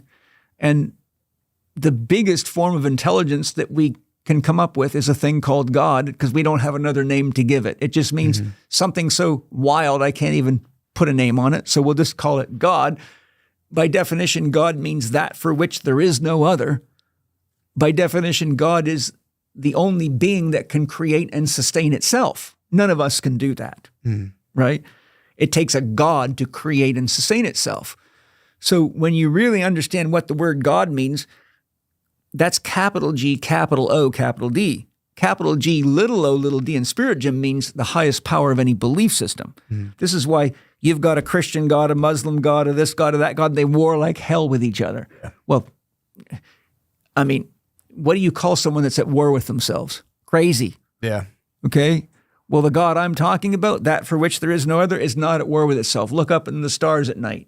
You see nothing but harmony and beauty. Yeah. It's when you're lost and confused down here and you worship a God that'll burn you in hell and has all these rules and regulations, you realize, okay, we need to reevaluate our idea about God. So that's the difference between religion and spirituality. Religion is based on belief systems that are closed, and spirituality says, I'm on an open quest to explore what it is that creates me and how I can have a healthy relationship with it, and love and respect the fact that everything that's here was created by the same intelligence and I'm part of it. So why not love and respect it? I love the Sufis are the mystics of Islam. If you really want to understand religion, you always got to go to the mystics, because they're the ones that broke out of the dogma and had their own religious experience. But the Sufis, the Sufi mystics say, there is no God but God. I worship everything and everyone. That is somebody that understands what God means. I got to go pee. We'll do like a 10-minute wrap up. And I do have one more question for you. Go for it, baby. Are you, Josh, you recording? All right. So, sorry, we had to take a pee break. My question is, and I think this kind of applies to religion, somehow organic farming, it all kind of ties together, where I feel like the reflex for kind of these like very restrictive religions and all this stuff, and even like kind of this like war with like weeds in the soil through like pesticides, it makes sense from like, if you think about our escape from nature, which was like a nightmare to live in the jungle, be getting mauled alive. Like you going back way, way, way, way. That's the conception I have of it. It was terrifying. Yes and no. Yeah. I mean, if you go talk to native cultures, it seems terrifying, but that was home for them. You see, if you go back to the point where we were living out in nature, we didn't see the animals out there as our enemies. We saw them as our family, and we had respect for grizzly bears. We had respect for poisonous snakes. We saw everything in nature as a being with its own intelligence. And so if you study native cultures, you'll see they studied these animals. They learned things like tool making from crows. I don't know if you know this, but crows have a brain that's as big as ours for body size, if not bigger. They have a language of over 400 words, and they have advanced tool making skills. And most people have no idea. Yeah, I knew they could crack nuts, but I didn't know. Oh, no, they can. I've seen film of crows hand-making tools that are very complex. They can make tools more complex than chimpanzees can. Damn. And they've got a language of between 400 and 500 words. Okay, that's pretty impressive. But the point is, if you were living out there with them, you would learn about how spiders weave things. You would learn about how birds put nests together. You would learn how bears fish. I mean, if you actually were out there in nature, you'd realize that each of these beings has a level of intelligence and is doing something in nature that is important. There is no accidental beings out there. So if you live in reverence and you realize that taking more than is necessary is a threat to the existence of another being, then you don't just go rape all the bees for honey and steal all the eggs, because then you wipe out your own survival system. So those people did not have this us against nature. They were nature. Yeah. And it's only as the industrial age began to come on that we begun to shift our orientation to man against nature, which is largely we want more space to do what we want to do, right? And we want to take these people over so we can do what we want to do. So you'll see that as our technology and our tools got more and more advanced and we got more and more scientific, we started getting more and more disrespectful to what creates harmony in nature and more I-oriented, more what do I want? Not how does that affect the rivers? How does that affect the oceans? I mean, so if you take that to now and say, well, look what we got. We got a bunch of germophobic people that are scared of the dirt, that poison everything they eat, that wash their hands with antibacterial soaps, that have wiped out their microbiomes, that have brains that are collapsing, that have kids that are sick, that have constantly got to take pills, who are at war with each other, who have an organization called the CIA that says our work will be done when no one knows what the truth is. Well, when your government has an agency whose mission it is to make sure nobody knows what the truth, you have to ask yourself, well, have we gotten more or less intelligent? Yeah. Have we evolved or are we devolving? When we don't know the principles of nature and we're seeding the skies with aluminum and barium and trying to control the sun, and we're making fake global warming by billionaires to make the rich rich and the poor more poor. I mean, we've gotten so far from the truth of what life is and what it's all about that it's going to, and it is costing us dearly.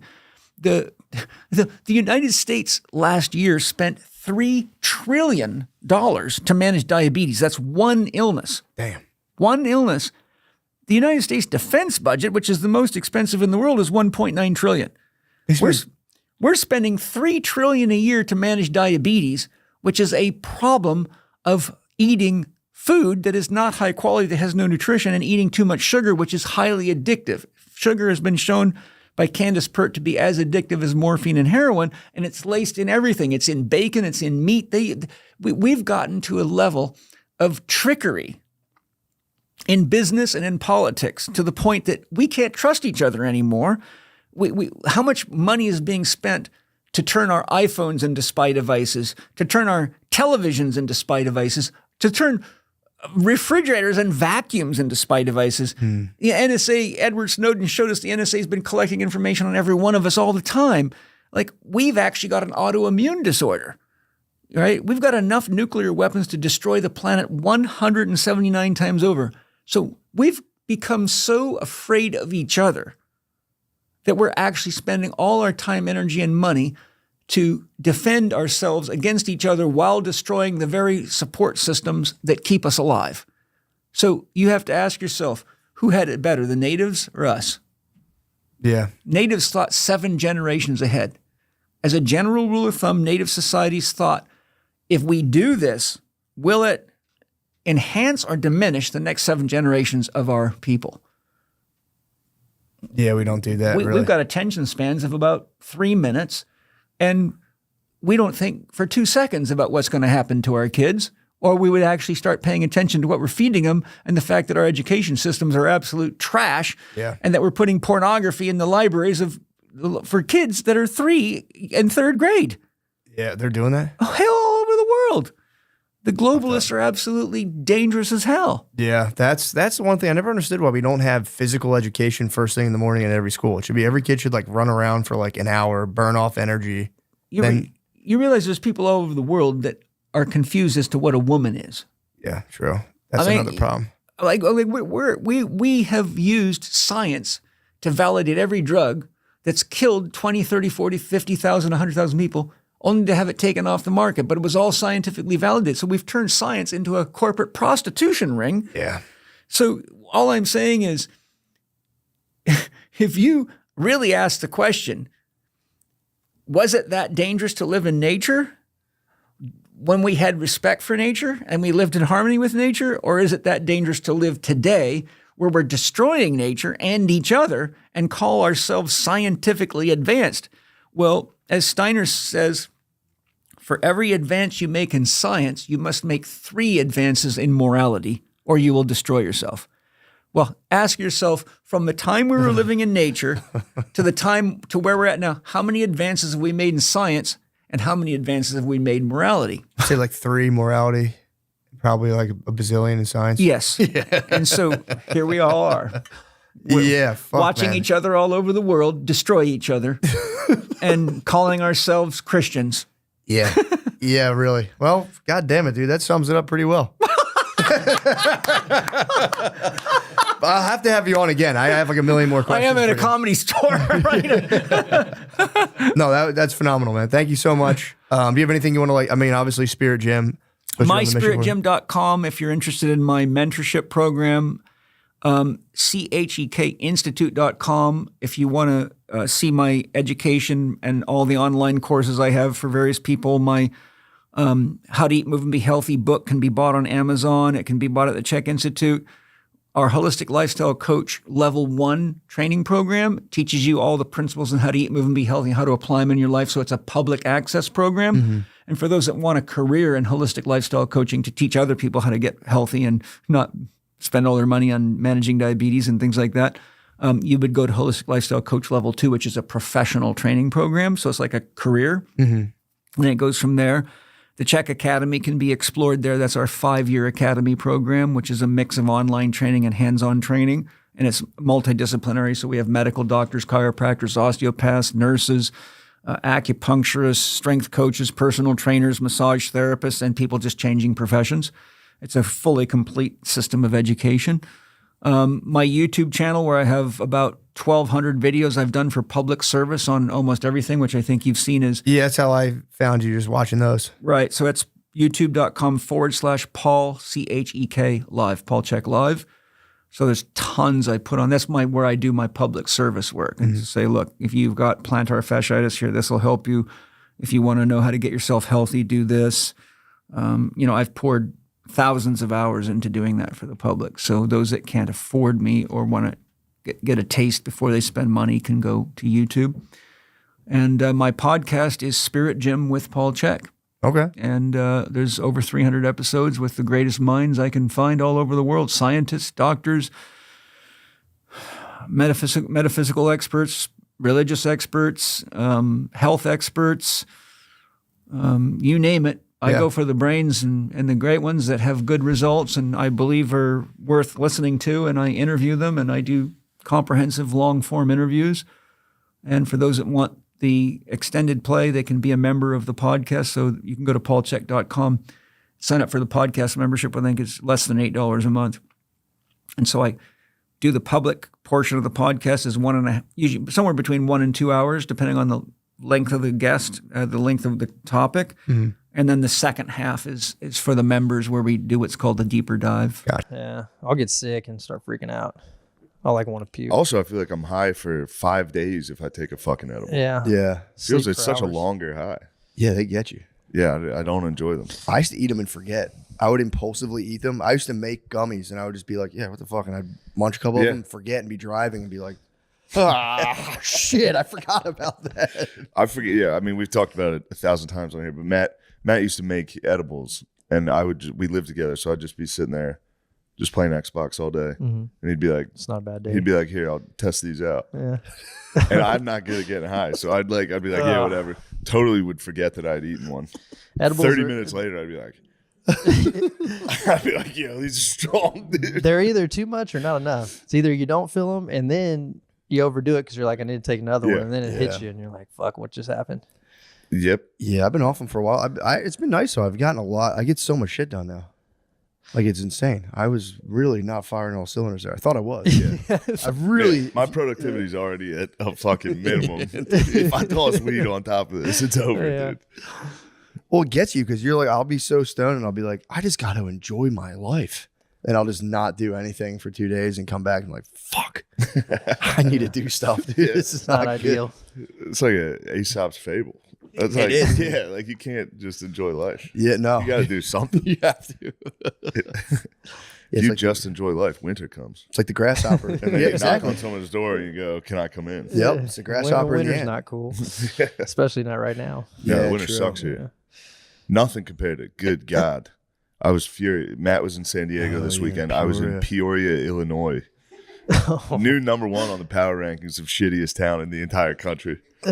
Peoria, Illinois was hell, dude. Never heard of her. Yeah. It's in the middle of fucking Illinois. It's, Yeah. Is it Illinois' second biggest city? I think it's Chi-Town and then maybe Peoria. I could be wrong. I'm sure a bunch of like suburbs of Chicago count. Yeah, true. Because Peoria was like a small, shitty Harrisburg. But it had like political administrative buildings and stuff. I don't know. Impressive domes. There weren't very many impressive domes. Really? No, there was a hospital. I think that was the entire economy. really? So it wasn't even as big as Harrisburg. No. There's a hospital, Bradley University's there. Bradley Cooper University. The University of Bradley Cooper.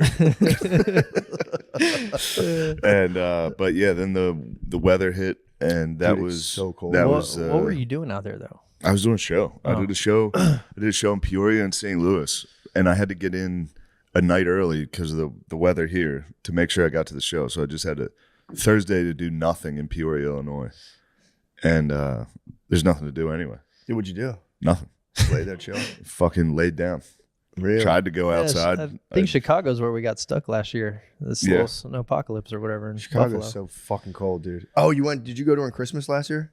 Yeah. I was supposed to go during Christmas. I was supposed to do like an in-law trip, and our flight got canceled due to the snow. Which is really cool. They let me come hang out at the end of the season. That was fun. And, Oh yeah, Cole Beasley, everybody. Cold motherfucking bees. The interesting thing about Peoria is that there's still bums.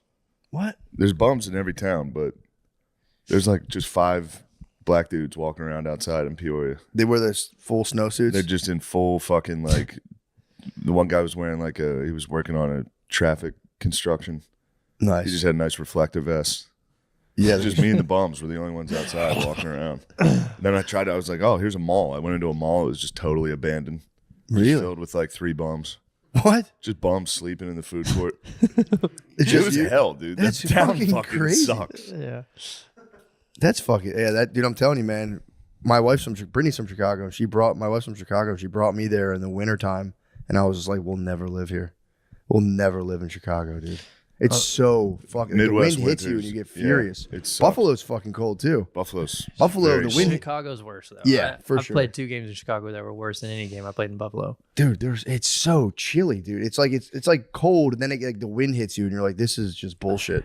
It's wind is so nuts. fucking. It's yeah. They're Where like, are we you should from go to. originally? Tejas, America. Yeah. So you must have been cold Beasley up there. Oh, you know what? You get used to it though. I actually started enjoying it a little bit. you Yeah, know? really? So I would always a big sleeve guy when it's cold. When I was in Dallas, we'd go to the Giants. We'd play there, and MetLife it'd be might like be- 30, and I'd be freezing my ass off and hate it. And then I come to Buffalo, and then I'm out there in warm ups and sleeves. And by the time the game starts, like I always do the old man sleeves. I like cut them. Yeah. They have the half sleeves, but I cut them. I like them It's sick. Yeah. raunchy. True. So does that really fuck? I mean, it has to fuck you up when it's that cold. Like, it's It got to be was- tough to concentrate. I can't imagine. After a while, you get used to it. Yeah. Actually, the cold here feels way worse. Like 20 degrees here is way worse than 20 degrees in Buffalo, and I have no idea why. I don't know if it's the moisture in the air or what, but Yeah. it's not good. I'd much rather be in Buffalo. Tell you what, -4 in Peoria sucks. Ugh. I don't think -4 is good anywhere. Sucks. Yeah, man. At least it's good. It drives people into indoors for the show. The bums are still out, dude. The True. bums. You don't like the outdoors? No, for when you do stand up, No. it's good. Like I have to try to use I have No. to use nature to coerce people to go inside. So you want it to be really cold, so people have no other option. Oh, okay. That's why there's like no comedy clubs in Miami, Yeah. in New Orleans. Because people would rather have fun than go True. listen to a guy talk about his problems and his small dick. Let's get drunk and watch a guy I had talk a good about his time. small You know, dick. that was actually, I think that was the first comedy show I've ever been to. Is yours? Really? Yeah, I think so. Which one? At the The one at here. the Vulcan? Yeah, that was Yeah, fun. That was the first time. I've ever been to one. Sick. It was cool. Yeah. How did you guys meet? How did you guys? Gabe Davis. Davis, Gabe the Davis. best. Best ever, Gabe Davis. Trying to Get well soon, Gabriel. We're praying for you. trying to get him to come to Texas next year. Let's get him out of there, huh? Chill. I just want him to be Dude, closer. you If can't- I'm not there, I don't want him there anymore. He can't be a Dallas Cowboy, Why not? bro. I mean, I could. No income tax. I'll switch. Yeah, I'll it's- switch my It's allegiance. a good spot. I'll wear the Oh, star. yeah. I'll put it on Dallas Cowboys Sure, hat. just flip the hat backwards. Put it on, dude. buddy. Pull it on Yeah, top. put a little Dallas Cowboys Gabe Davis hat Well, on. it's Philly fans are the fucking worst. They're never a good experience Yeah, at the stadium. Yeah, but it's fun when you're one of the guys that are making it a negative experience for other people. Probably. Isn't it fun to ruin things for people? They're probably one of those fans who told me on Twitter one time that I look like I fumbled my baby after a fumble. After that, all hell broke loose. I tell a fan to eat a dick, and it goes viral. I get in Really? trouble. Yeah. Oh, you tweeted back? Oh, of course. Oh, I've been there, brother. Yeah. I've wanted to tweet back so many I've times. shut down my Twitter. What at did least the- 4 what or did the guy 5 say? times. What did the guy say? The guy I posted just a picture of me and my child at the time. Oh, he went for you your know? child. He said you He's- can fumble he said that it looked like baby. I fumbled my baby. You know. What a Like, the dickhead, fuck, bro. dude? When they go for the children, it's fucked. When they That is start hitting your fucked. That's what I'm children, saying. Dude could. I don't even think my kid could talk at the time. It's like you're going at a toddler who can't even speak. you can't feed them, bro. You cannot feed them. That's bullshit. I'm good at feeding them. Do you think that's... you went. Good at feeding them fuel. What'd you call him? You just called him like a pussy? or Nah, I like- told him to eat a dick. That's fair. What they, Coolest thing ever, though, if a fan actually blew up that tweet, brought it to Cowboys camp the next season, I signed it. That was the coolest thing ever. That's signed. That's nice. It's awesome. pretty tight. So it worked out. Yeah.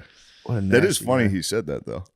I mean, From his perspective. it's It's so funny to attack I an get- yeah. athlete's child anonymously. in his on the- defense, you know? I had one catch that game and I fumbled the bitch. Oh. But we blew him out. It was in London, versus Jacksonville. Shout out to Dez. He balled his ass off that game. Nice. Hell yeah. But yeah, fans are ruthless, man. What do you think about playing over in London?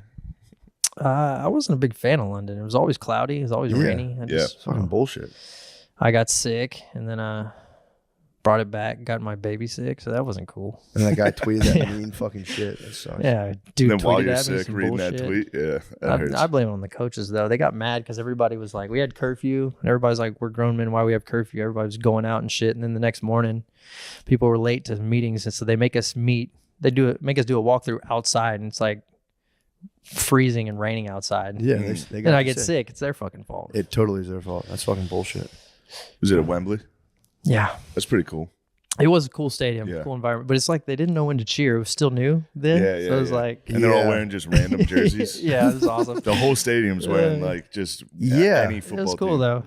Yeah. I was always curious. Yeah, how did they react? Were they like cheering? Were they just like excited in general? It's like when you'd have a bad play, they'd cheer. And I don't know. Maybe they were cheering for the other team, but it's just hard Yeah. to know. I feel like Cowboys, our fans travel better than anybody. So I like to think most of them were going for the boys, True.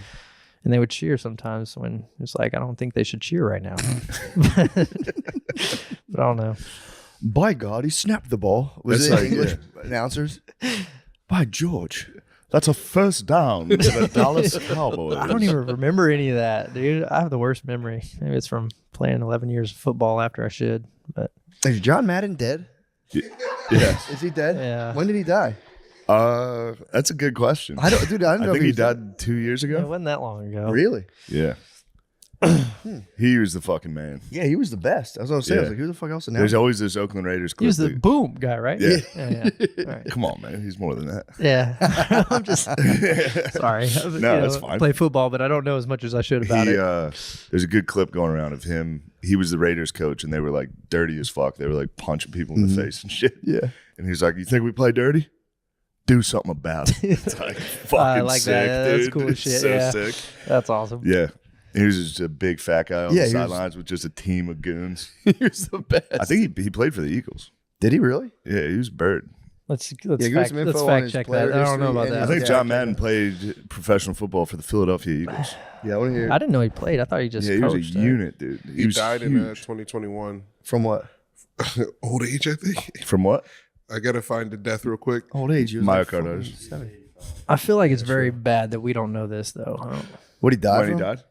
Yeah. Well, you hear him on the video game. You Such think a- he's I still still alive. got yeah. Yeah, they should keep him on Madden forever. should. Hopefully, Yeah, that'd be fucking bullshit if they didn't. it's his deal. You know? could just AI. Yeah, how'd he die? could. He played for the Eagles. He did play for the Eagles. Confirmed.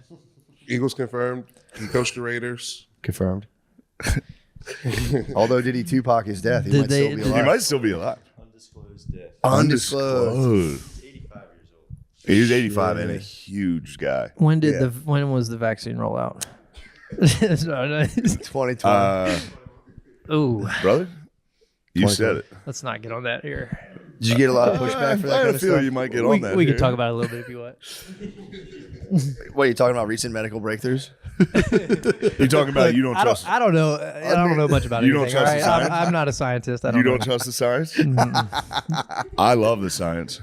I wanted to get it I so trust some bad I never got science. to. No, I love. At the time, it was I love just all it science. came out super duper fast, man. I don't know. Yeah. Yeah, no shit. I was just Operation very Warp hesitant Speed, about dude. that one. Yeah, They literally were like, "This is warp speed. We came shouldn't out be doing of this." came out of nowhere there, buddy. I never got to get it. I tried to get it every day, and I just every It was day hard they're to like- get a hold of. I was like, please give me one. And they went, we don't have any more left. I went, oh no. yeah, I survived though. Dude, I did survive. I actually almost went home and like talked to my wife. I was like, should we? You know, but yeah. turned out Well, that was tough because Was Yeah. Was she with it? she's No, she's I'm like, saying, were you like, should we get it? And she was like, "What are you, a pussy?" no. I didn't know I married a went pussy. home. I went home and was like, should we? You know, Yeah, and she that's was what I like, mean. she was like, fuck no. But Nice. but after a while, you know, when you get so many people just coming at you, and after a while, you're like, maybe I should just fucking get it. you That's know? what I Nah, did. bro. No way. I folded. I didn't fold. It was embarrassing to watch your press conference when I was sitting there after I folded. The statement, man. The statement. I Yeah. remember the But statement. you only got one. I You're got a- one. you're a muggle. That's all right. You're a dude. muggle. I know. I'm You're That's- mudblood. it's, you know, I got one, and you know, one should be all you need, right? You would think. Isn't it one for all the others? I don't know anything. I don't either. I just knew they weren't gonna let me work at the Comedy Store unless I got it. Yeah, that was a good move. Yeah, they Yeah, weren't I going didn't- to let us do a lot of things if we didn't get it, man. I had a QB. The whole, my family was like, my wife was like, I don't know what we should do, and I was just like, fuck it, we're not doing it. And then she was happy afterwards. She was Nice. pumped. Yeah, She was pregnant. turned out great. I Damn. Yeah, she was Pumped. pregnant during the whole thing. So like, it Yeah. was like, You really should not do what's it. going to happen? I was like, fuck, no, Well, we're not doing this. Maybe you should do it. If you're pregnant, go get the vaccine. or don't. You know, yeah. No, Or you don't. should get it. get If it you're or pregnant, get a bunch of them. not. No, she didn't do it. The kid. The It'd be kids funny was to get creepy. flagged. It'd be funny to get flagged for misinformation of being like, take a bunch of vaccines. They're like, actually, that's not healthy either. Well, they just went away. No one. It's like if you talk about it, like, oh my god, get over that. It's like, dude, like that was insane. Yeah. Now it's just gone. You can you weren't allowed to talk about it. Now you can be like, yo, Also, Oh not no, only you'll is still, it you'll not still gone, see a Pfizer commercial. They're still Yeah, they're promoting still- the boosters. well, now the new epidemic is amongst the super elderly. They're like, this is the new epidemic of COVID. It's like, what are you talking? It was the whole time. Yeah. They're putting out a new thing now where they're trying to the elderly aren't getting boosters, so now they're just focusing on them. My parents got it. There's a while where my mom and dad were just like, "Hey, get the fucking shot and shut up." Yeah, I was like, "I'm too far in. I'm in too you're deep. too deep, dude. Yeah, It's too late. I got And- all these people thanking me. I can't stop now." Oh, bro, that True. would have hurt. That would Yeah, have hurt. The Patriots would have been down, dude. All the bros, all the How young worried teammates were were you about like, dying from it and have everyone being like, I was "Ah." never scared to die. I never thought Sick. that. It was more so like like the funny thing is everybody who got it in the NFL was like just getting it. I gotta use the sauna, bro. I was like, dude, just go in the fucking sauna. What are they gonna do? Sweat it out. Yeah, You know what I mean? I went in the sauna. It was great. heard that. Did you have to do all that weird shit where like you had to go in earlier and like you Yeah. couldn't So do this? so that was my deal. I was like, all right. And then I got fined a ton for not wearing masks because of this. But I was like, I told the head man, I was like, I'm gonna do what makes sense, right? I get tested. I wait for 30 minutes. After that, why do I have to wear a fucking mask? I'm more safer Yeah. than any of you in here. You know, it's Yeah. kind of my deal. So then I got fined over 150,000 or whatever What? it was over the course of the year. Could you pull your nose down like that, or would they hate on that? So I did when I did the statement. You know, honestly, I wish I would have just not worn it at all. It's like the one day I just did it because I was in front of the camera. It's like, all right, let me yeah. just think about the Bills here and not get them in too much trouble. But honestly, who can talk with that fucking thing? And the whole time it's just coming off my face while I'm talking. My chin pulls it down, and people think I'm wearing it purposely. below my nose. But I was like, no, when I talk, my chin moves. So it pulls it down, you know. But yeah, it's a shit show. And what bullshit? And it all for what? I don't know, man. I just know the NFL made sure to get that last $75,000 fine in before the playoffs. True. Last week. And this, Those I'd already had cocksuckers. COVID. So it's like, I don't know the science behind everything, but after you have COVID, you know, you don't have Gucci. to test anymore. So No, if I you're don't have Gucci to test with that. anymore, why the fuck do I have to wear a mask? And then I got a big $75,000 fine at the last Damn. one. And then all that shit was over. Playoffs, they just went away with all of it. I was like, those dirty bastards made sure to get that fine in. God, dude. It's wild. I was just laughing. I was just talking about when Rudy Gobert got it. Do you remember that? He played for the Jazz, and he was like the first guy to get COVID. Oh, yeah, and he yeah. goes to the press conference. This is the NBA game they shut down at halftime. Yeah. Middle of the game, they were just like, "All right, everybody leave the arena. Somebody's got COVID in here." I don't even remember that. Y'all still watch It the was NBA? it was like day one. It was like the first COVID thing, and this guy. He gets COVID first, and he comes and he does a press conference. He's like, "I have COVID, haha," and he touches all the microphones. Oh, yes. And everyone was like, "Ha ha ha! This is funny." I didn't get it till they stopped testing all the vaccinated players. The week after. Isn't that wild? Really? Stopped testing them all because they were all getting it, and then I get it. And then Oh, yeah. now, Oh, yeah, now I'm an stop testing asshole and I 'cause- ruined the season. you know? They blamed it on you, yeah. Meanwhile, all my vaccinated teammates are playing in the game against the New England Patriots with COVID. Now I'm at home, not being able to play. Yeah, it was. It's They unfortunate. made a lot of money. Oh, that's good, though. Pharmaceutical companies made billions of dollars. They so. did. It is good. I'm just did. bright siding it. That's cool. It's They good for did. the economy, and then also we got to basically mandate mail-in votes off of it. So that was True. good. Those are two good things. True. That's true. It I is, trust that science, and we're happy about that. it is also good to get a display of like total fucking subservience from your population. That was nice. Watching our whole population fold under tyranny. Yeah. It was just nice to know that. Yeah, America, the place you would think would be very anti-tyranny, Yeah. but whatever. It was good to watch. Yeah, we can't make it any announcements. I knew this. Oh, yeah. Fuck, my bad. My bad. No, that's all right. I just had a feeling this was coming. No, You had a There's nothing feeling I wrong was with going to it. bring it up. You brought it up. we always bring it up, True. We talk COVID. but yes, this time for sure. It's you did your thing, dude. Yeah, I was hated for it for a while. And, I didn't even get to do interviews anymore after that. It was wild. But they wouldn't let you. After the statement, so the year before that, every Wednesday was my day to speak to the media. When you I guess when you have success, you have your days or whatever. It's probably me, Steph, Josh on offense or something. But yeah, after that, no more the rest of the year, bro. Instagram, Buffalo's Instagram wouldn't even post a picture of me. They were ashamed of me. Really? Yeah, it was wild. That's some bull. Yeah, Well, it was so hurt, easy to it hurt. fake it, It hurt though. my feelings, Yeah, I bet. It's kind of the reason I was like, "Hey, get me the f out of here." That would hurt my You guys feelings. turned on me. Yeah. Man. So, It was also so easy to fake it, too. That was the other thing. oh, buddy, there's, the NFL love to, be the spokesman for having the vaccine, but it's like, dude, half the dudes who got it didn't get it, buddy. There it were was so- yeah, it was a lot so of easy. fakes. That was the funniest part of all of it. It was like, bro, you can fake this so Did you do that in your special? That joke? about dudes faking it. Yeah. Yeah. Going out to breakfast. That's Dude, great. it was me. I faked it. Dude, do y'all remember when Antonio Brown got caught and then Bruce Arians was pissed? He was like, "Let's test everybody to see who really got it." How you can't even do that though? I know, but if they would have, it'd have been awesome.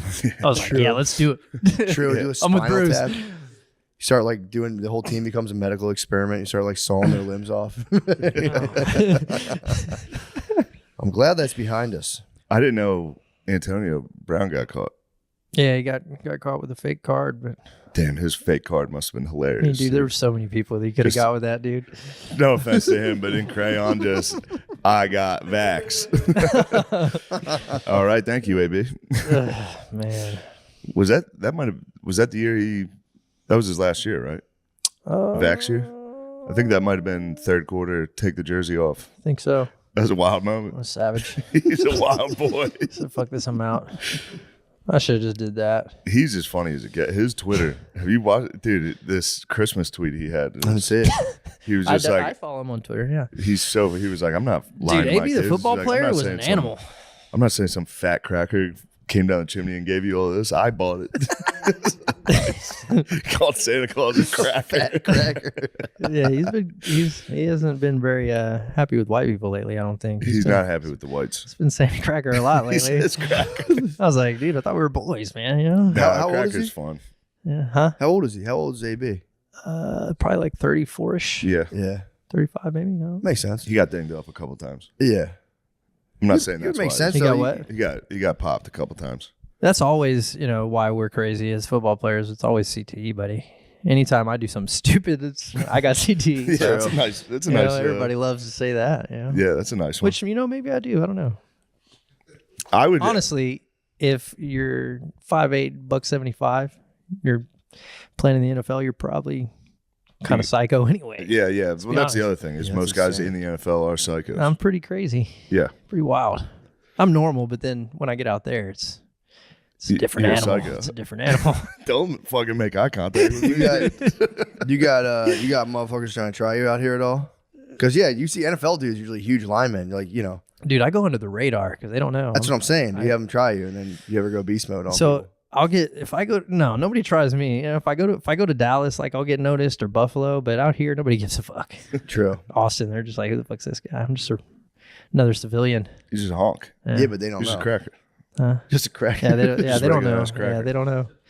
They don't know, man. That's fucked up. Which is cool. Makes it better anyway.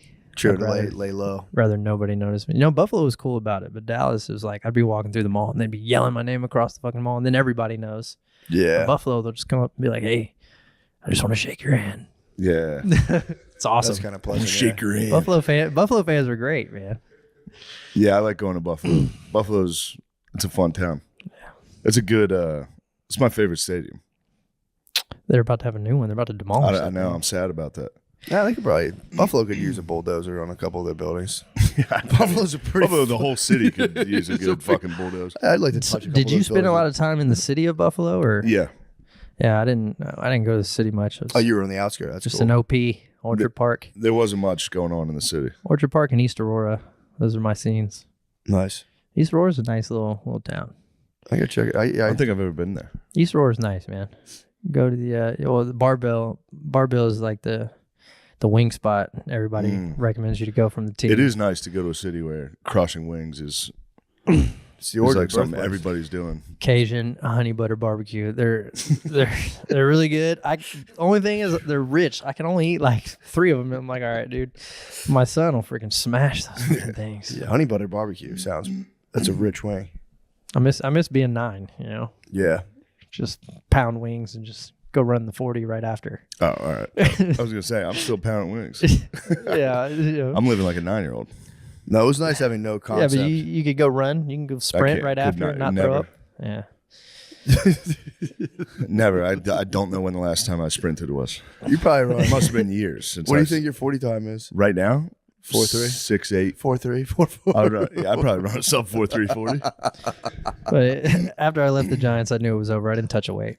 My agent's like, let's see if we can get picked up. And I'm just like, Yeah. it's pretty much over. It's the second team I've left midseason. Nobody's going to let me come back. But I was just, at this point, I was like, if you're not going to play me, buddy, I'm out. Yeah. Why not just collect the check? It's crazy. After COVID, I went from 82 catches off 3 broken ribs to just a practice squad player. It's wild. So, Really?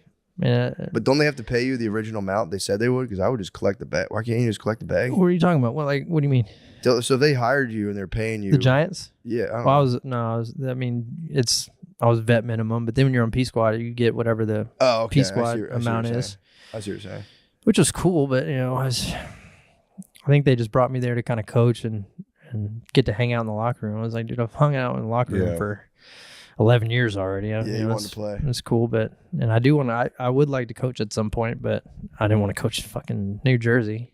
You Yeah. know? My kids are going to this Yeah. school where I don't know. I don't know if we should bring up those issues either. But it's just a little different there than Texas. True. Coaching would be rad.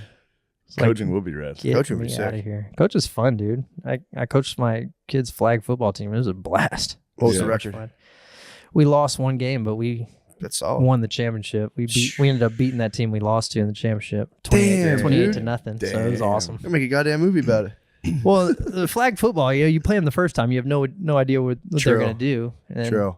I got a pretty extensive football background, so once we got the playoffs, I was like, all right, now I know what all you fuckers are doing. You're done. God, that's fucking awesome. There's this one team that gave us a run though. The Lake Travis Jaguars, man, they had a good squad. They played us close both times. That I was super pissed about it. We still won, and I was still mad. I was like, I want to play them again after the championship. Yeah. But they were good. That guy was probably talking so much shit after he won too. That guy Oh my probably hasn't slept in months. It's like, I had his ass. I had him. He's like, I just know the game better than anybody. And fucking, what was the score of the final? 28-0. So they beat us 29-28 during the season. Our defense had a meltdown. Switched up the defense after that. How old are these kids? They were like 8. But Yes. dude, that was the first. All thing. you have is an NFL blitz playbook at that point. Yeah, but that Like, was- all right, we're running double bomb, line up. Superfly. So that gave me faith after Fake punt. NFL was over, though. Yeah. I had a blast. Coaches yelling at me from the other sideline, and I was worried like I wouldn't have anything to get that competitive fire out, And then until this guy starts yelling at the ref, you're only listening to him because he played in the NFL. Oh. And I was like, hey, shut that shit up. I apologize to Come over there, I'll fucking beat your ass, no, motherfucker. it stopped there, but oh man, I felt kind of bad, but I got a little fiery. I was like, all right. Of course you got I was fun. like, I love it, man. Dude. Coaching, I coached, I got an underage. I got, and for community service, I was like, I'll coach the 8th grade football team. It was so fun, dude. I'd be up in the press box. Oh, that's I'd awesome. won. I remember at halftime, I was like, yo, if we run a draw out of this shotgun form. Did you we play run a lot of draw, we football? got it. I played just basically high school. I played 1 year at college and then quit. He's D1, bro. Don't let him fool you. D1, not big deal. Where not at big though? deal. Probably one of the better D1 schools, Army. Really though? You were No, at I Army? quit right away, and then I transferred But you were at Army though. for 3 weeks. Okay. And then I went to Elon University in North Carolina. I actually thought about going to Air Force Academy for a little bit. Good call.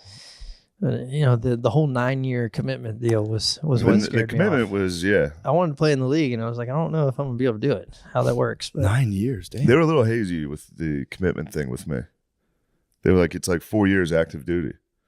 And I was like, oh, nice. 4 years I can handle. And then they were like, it's also 3 years reserved. And we're in a war in the Middle East. So that's basically, you're going to be, yeah, you're out there yeah. Jesus. under the At lights. least they were man. upfront about it. That was nice. No, they weren't very upfront about it. Oh, really? Or I was just not listening. Yeah, you know what? No, they probably weren't. They're probably very. They were like, it's 4 years active duty. What position did you play? O-line. I'm interested now. Let's Yeah. go. O-line. Tackle, guard. Tackle in high school and then guard in college. I was too slow and short For tackle. for tackle, yeah. Why does being short matter at tackle? I don't know. They love long arms. I guess. Yeah, Yeah, Because pass DNs are all defense. fucking 6'8", skinny guys now. that's true. Yeah. Everyone's skinny, dude. The NBA is like NBA everyone's is 6'9" and frail. just emaciated. It's like Yeah. the point guard. I can't watch. Once Kobe died, the NBA died for me. Yeah. I don't know. It's just I can't. I don't. I guess It'll he be was fun. retired before that, but I don't. Yeah, but you still like So- it. You still like I mean, it. You were I like, know Kobe's what you mean. alive. I've never watched it watching. though. Like when Kobe was playing, I would watch the Lakers when they were on. But ever since then, it's Yeah. like, I can't. There's no like. I like Kyrie. I like Steph. For sure. But there's. Kyrie It's rules. just not the same. He does, man. Kyrie Bro, rules. Kyrie's dope. Fuck Kyrie. He's one of the few that stood up, man. Yeah, That's my yeah. guy. He plays for Dallas. I'm gonna have to I go like his catch a game. documentaries. He does have good recs. He's like Siskel and Ebert. He's got good recs. Dude, I'm surprised Cuban signed him. Cuban gave me hell for not getting the damn vaccine for a Cuban little did? bit. But he was a cool dude about it. He was. I was gonna say. I was about to. Well, give he him a was, fucking he was Yeah, an we'll asshole give on Cuban. Twitter, and then I was like, hey, like, what are we doing? So then He I was reached cool about out, it. and then we talked on the phone. And he was the one who actually almost talked me into getting it. That was when that was why I went home and was like, hey, should we get it? He Shark Tanked it to you. Yeah, he almost got me. Yeah, I'm out. He was close. So he's pretty persuasive. But I should have known. He's a great businessman. Yeah. And now I know. Yeah, how he's he's been like, so look. successful. Cole, I like you. All right. Yeah. Cole, I like you a lot. Let's be friends. Yeah, he was good about it. That's pretty cool. But yeah, no, Yeah, he's a he bit was of a- cool. At least he was willing to talk to me and not just call me a fucking hillbilly, and move on with his life. At the time, I had no tooth, you know. So they were really. shit. So of course, after I do the statement, they post me my picture like with no tooth right here, and just make me look like a complete fucking imbecile. You know? That's all right. That was their play though during that whole. Sorry, thing. I play with my daughter at home. We were wrestling, and she just conked Knocked me your tooth out? right in the face. Damn. She didn't cry. I almost did. Yeah, that fucking hurt. You lost your I would've goddamn cried. tooth. Dude, my tooth hurts. You can't bad. cry. You can't cry in front of your children. No, dude, I broke my nose and had to come out of the ocean for my 2 kids and was just like, I'm fine, guys. You guys, When you don't hit your worry. nose, you have no choice but to cry. It's True. Waters. There was some Ice water? There was Well, yeah, my whole face was wet, luckily for me. But I'd come out of the ocean. For real, I was like upset and scared, and I had to be like, because I was like, dude, what if my nose bone's like in my brain right now, and if I sneeze, it fucking shoots up into my cortex and kills me. And the whole time I'd be like, Daddy's fine, guys. He's okay. Unless he's not, he might not be. Yeah. Unless this bone fragment travels into my I hippocampus. love you guys so much. Being This calm might for be your our kids last is time. so tough, though. Yeah. I lose it sometimes, and I'm just like, damn, I shouldn't have done that. You talking about being calm? Being calm or being Being calm is tough for me to do. Not screaming you at the know? kids. Yeah, it's tough. my new thing now, I go, you're making me very mad right now. I have to tell them I'm getting mad. And they're like, whoa, what the fuck? Why? And I'm like, because you're not listening to me. Yeah. And they're like, so usually I'll just start spazzing. I tell them I'm getting frustrated, but it's probably too late. They already know. Or if one hurts the other one, you might instinctively like, what are you doing? Like push them. And you're like, oh, I'm so sorry. I didn't mean to do that to you. Yeah. Oh, yeah, for sure.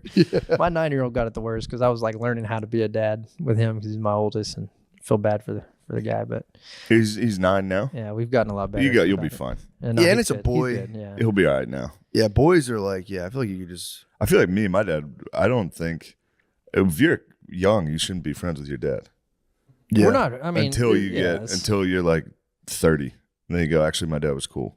I don't think my dad talked to me once, Oh yeah, no. When I was, other than Yeah. yelling at me. yeah. My parents weren't really yellers though. I mean, my dad would whoop our ass, but he didn't yell much. Ooh, that's terrifying. He was So- a quiet ass whooper. That's so Yeah. He scary. wasn't quiet. He just didn't. He just wasn't yelling. He'd have a stern voice. Yeah. My dad was scary though. My you dad know? didn't yell. He would always talk through the bottom of his teeth, and that's what he would do. That, Yeah. no, Come here. that would frighten me a little bit. That would frighten me a little bit. Dad, I'm not coming over there. You're gonna hit me. Get over here. Come here. Yeah, that's my kids when I get mad. Yeah. They're like, I'm not coming over there. They're smart. Yeah. Yeah, I mean, I remember one time, I was outside and my dad was like, "Get the fuck in the house," and I was like across the street. I was like, "No, I'm not coming over. You're gonna hit me. Why would I?" Your cross? parents cussed a lot. No, my dad would when he was mad. My But dad, no. my dad cusses way more now than I ever heard. Yeah, Once he yeah. retired from coaching, the first time I ever heard him say the F word was like my senior year, and because he's my head coach in high school, was my senior year during a football game. He's like, I don't know what the fuck to call, and I was just like mid game. But That's nice. Yeah, when we were teenagers, my dad brought us into the fold like against our mom. He'd be like, "Your mother's a fucking maniac." We'd be like, "What the fuck? Where's this coming from, man?" yeah. Your mother just makes shit up.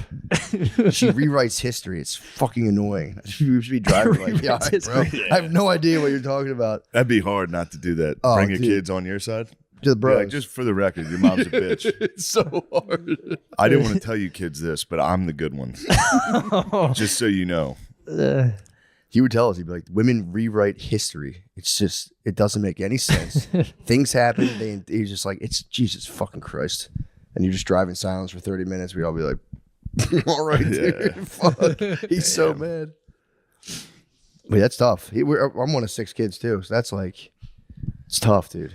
Dude, 6 kids a You lot. get lost in Yeah. the shuffle with Oh. 6 kids, yeah. Bro, I was in the woods lighting fires and shit, just chilling, dude. I was having a good time. We were just like finding plants and smoking them, being like, "This fucking rules." Smoking sugar packets. Yeah. Shit ruled. Guys, DraftKings Sportsbook. Oh, you'd like this new bit I'm working on. What you got? In the middle of my set, I'll just go, today's hour is brought to you by DraftKings. Just do an ad read during your hour. That's kind of funny. All right. DraftKings Sportsbook, an official sports betting partner of the NFL playoffs, is bringing you an offer that'll make the playoffs electrifying. New customers can bet $5 on any game and get $200 instantly in bonus bets. That's crazy. That's awesome. Download the DraftKings Sportsbook app now and use code DRENCHED. New customers can bet just $5 to get $200 instantly in bonus bets. Only on DraftKings Sportsbook with code DRENCHED. The crown is yours. Yes. You are now Father God. Gambling problem? Call 1-800-GAMBLER or visit www.1800gambler.net. In New York, call 877-8-HOPE-NY or text HOPE-NY 467369. In Connecticut, help is available for problem gambling. Call 888-879-7777 or visit ccpg.org. Please play responsibly. On behalf of Boot Hill Casino and Resort in Kansas, 21 plus age verifies jurisdiction, void in Ontario. Suck it, Ontario. Bonus bets expire 168 hours after insurance. See dkng.com/football for eligibility and deposit restrictions, terms, and responsible gaming resources. I love gambling on football. I got all that locked in my memory. Yeah, remember all that, especially for all you boothead casino Kansas heads. This episode is sponsored by BetterHelp. What are some of the things you want to keep the same about yourself or your life in 2024? Nothing. Where are you already crushing it, dude? Nowhere. What? We get obsessed with how to change ourselves instead of just expanding on what we're already doing right. Therapy helps you find your strengths so you can ditch the extreme resolutions and make changes that really stick. That's actually nice. That is nice, man. That helps. 2024 is Better. the year of self-acceptance. Therapy, I mean, everyone should go on a therapy journey, obviously, to confront their subconscious complexes before the complex completely consumes your entire psyche. What's the complex consume? Everyone has complexes. I know. Well, tell me about it. I didn't ask who had it. Oh, everyone. No, I'm saying, what does it consume? Yeah. What are we talking about? Your waking ego, just your walking mind, and then you become the complex. And then you eventually become what you hate. If you don't get through the shell of your complex to its mythical core, you then become the complex itself. Oh, I'm reading a book on Jungian psychology right now. But yeah, it's a good thing to do. If you're thinking of starting therapy, give BetterHelp a try. It's entirely online, designed to be convenient, flexible, and suited to your schedule. Just fill out a brief questionnaire and get matched with a licensed therapist and switch therapists at any time for no additional charge. Ooh, that's nice. Be nice, dude, to be like, switch. Yep. Yo, switch. Celebrate the progress you've already made. Visit BetterHelp.com/MSSP today to get 10% off your first month. That's BetterHelp, HELP.com/MSSP. And also, please come to St. Louis this weekend. Oh my gosh. I'll be at Helium St. Louis. Please come to that. And a bunch of other places. Please go to mattmccusker.com/dates. I have a bunch of shows coming up. Come on now. Zany's Nashville. Come on now. Yeah. That'll St. be good. Louis. St. Louis. ShaneMGillis.com for all my tour dates. Yes, please. Yeah, get in here. Stick your fucking face in the camera. Hey everybody, the Cap City show is next week. It's it's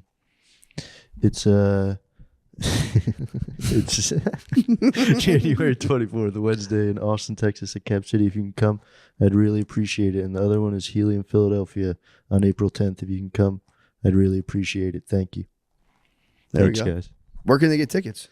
Oh, on the Comedy Club website, I guess. And my Instagram, Sean Gardini. I have the link to You it. have the link? Yeah. Nice. Nice. Thanks, guys. God bless. The woods were so tight. He busted our were porn for so it. tight. My dad and my uncle found our porn for it and just fucking destroyed it. And we were just all like, Damn. it was our Jewish tunnels, dude. You had Jewish tunnels. Blocking them like, no. Dude, you stood there and jumped up and down. You all stood next to the bulldozer. They turn into the Cameron Crazies. They go nuts. They're like, oh. They're the Cameron Crazies, dude. What do you think about those Jewish tunnels, dude? You gotta know you got some opinions on these tunnels. I don't know anything about them. Well, let me tell you. Here's what's going on. The funniest fucking thing possible happened in New York City. It turns out Jews were digging secret tunnels in New York City. And they got busted and they jumped up and down about it. Oh, it's just nice. It's nice now nationally you can see them because they are distinctive sects. So now you're like, oh, there's those tunneling Jews over there. Tunneling Jews. So what are the purpose of the Those tunnels? tunneling Jews. Now, we don't know exactly what the purpose was. There's a lot of rumors swirling as to what the purpose was. But I would probably say something very bad. For sure. I don't think there's ever... Every set of tunnels I know has had something terrible in it. Hamas, the Underground Railroad, Vietnam. Something we need to stop is going on in tunnels. Lady I Di. don't know. I feel like as a child, you think tunnels are super cool though. True. Tunnels are cool. Yeah. I think that might be a rumor, is that a bunch of children think those tunnels are not cool. Yeah. That's the rumor. That's turning out to be a thing these days. Little kids and grown-ups. That's I don't know. I kinda don't wild. Like, was that I- always around, or is it just Yeah, I think, social I media? think area? pedophilia is, era. It was like accepted. You'd have a child molester in your area in like the 70s, and you'd be like, yeah, that's the weird guy. yeah, it'd be like, yeah, that guy's a weirdo. Accepted. Stay away from I don't know if it's accepted. I don't know if it's- I swear to God, no one gave a fuck. We had some guys hanging around, and everyone was just like, "Don't go near them. Yeah, They're man. weird." I tell I you mean, I what, know that's if played my out, but child were ever to be molested, might be the last of me you see ever, buddy. Oh yeah. Oh yeah, yeah. like that guy. Oh, if go someone ape got your shit. kid, you'd probably That- fuck him up, unless it was a priest. You'd then like go. to. There's a video of this guy who did that. There's this one guy got accused and was going to trial for molesting his son, and he waited at the airport when he knew that guy was coming by. Does he know that he's and guilty? just, I think he Accused had or like he's guilty? I think that guy had a feeling he was guilty. I mean, he risked it all. He shot him. in If the he's head. guilty, more power Yeah. to him. Yeah, That's, Yeah. I don't think he got a lot of jail time for it. You know too when you see the guy, if he looks a little Yeah, He beady looks eyed a little weirdo. fishy. You're like, yeah, he did it. Fucking weirdo. You ever seen a video of the guy in court who's like, "Your Honor, give me 5 seconds with this motherfucker." I'm saying. There's been two. I think there's been two different mothers and different things that have like come in court and just shot dudes. Just been, I'm Nice. saying, dude, that's tough. I don't. Yeah. and I think the one guy like beat the guy to death with a shovel and just called the cops, turned himself in, and was just like, yeah, I just beat the fucking shit out of this guy. Like, damn. Yeah. Hell yeah.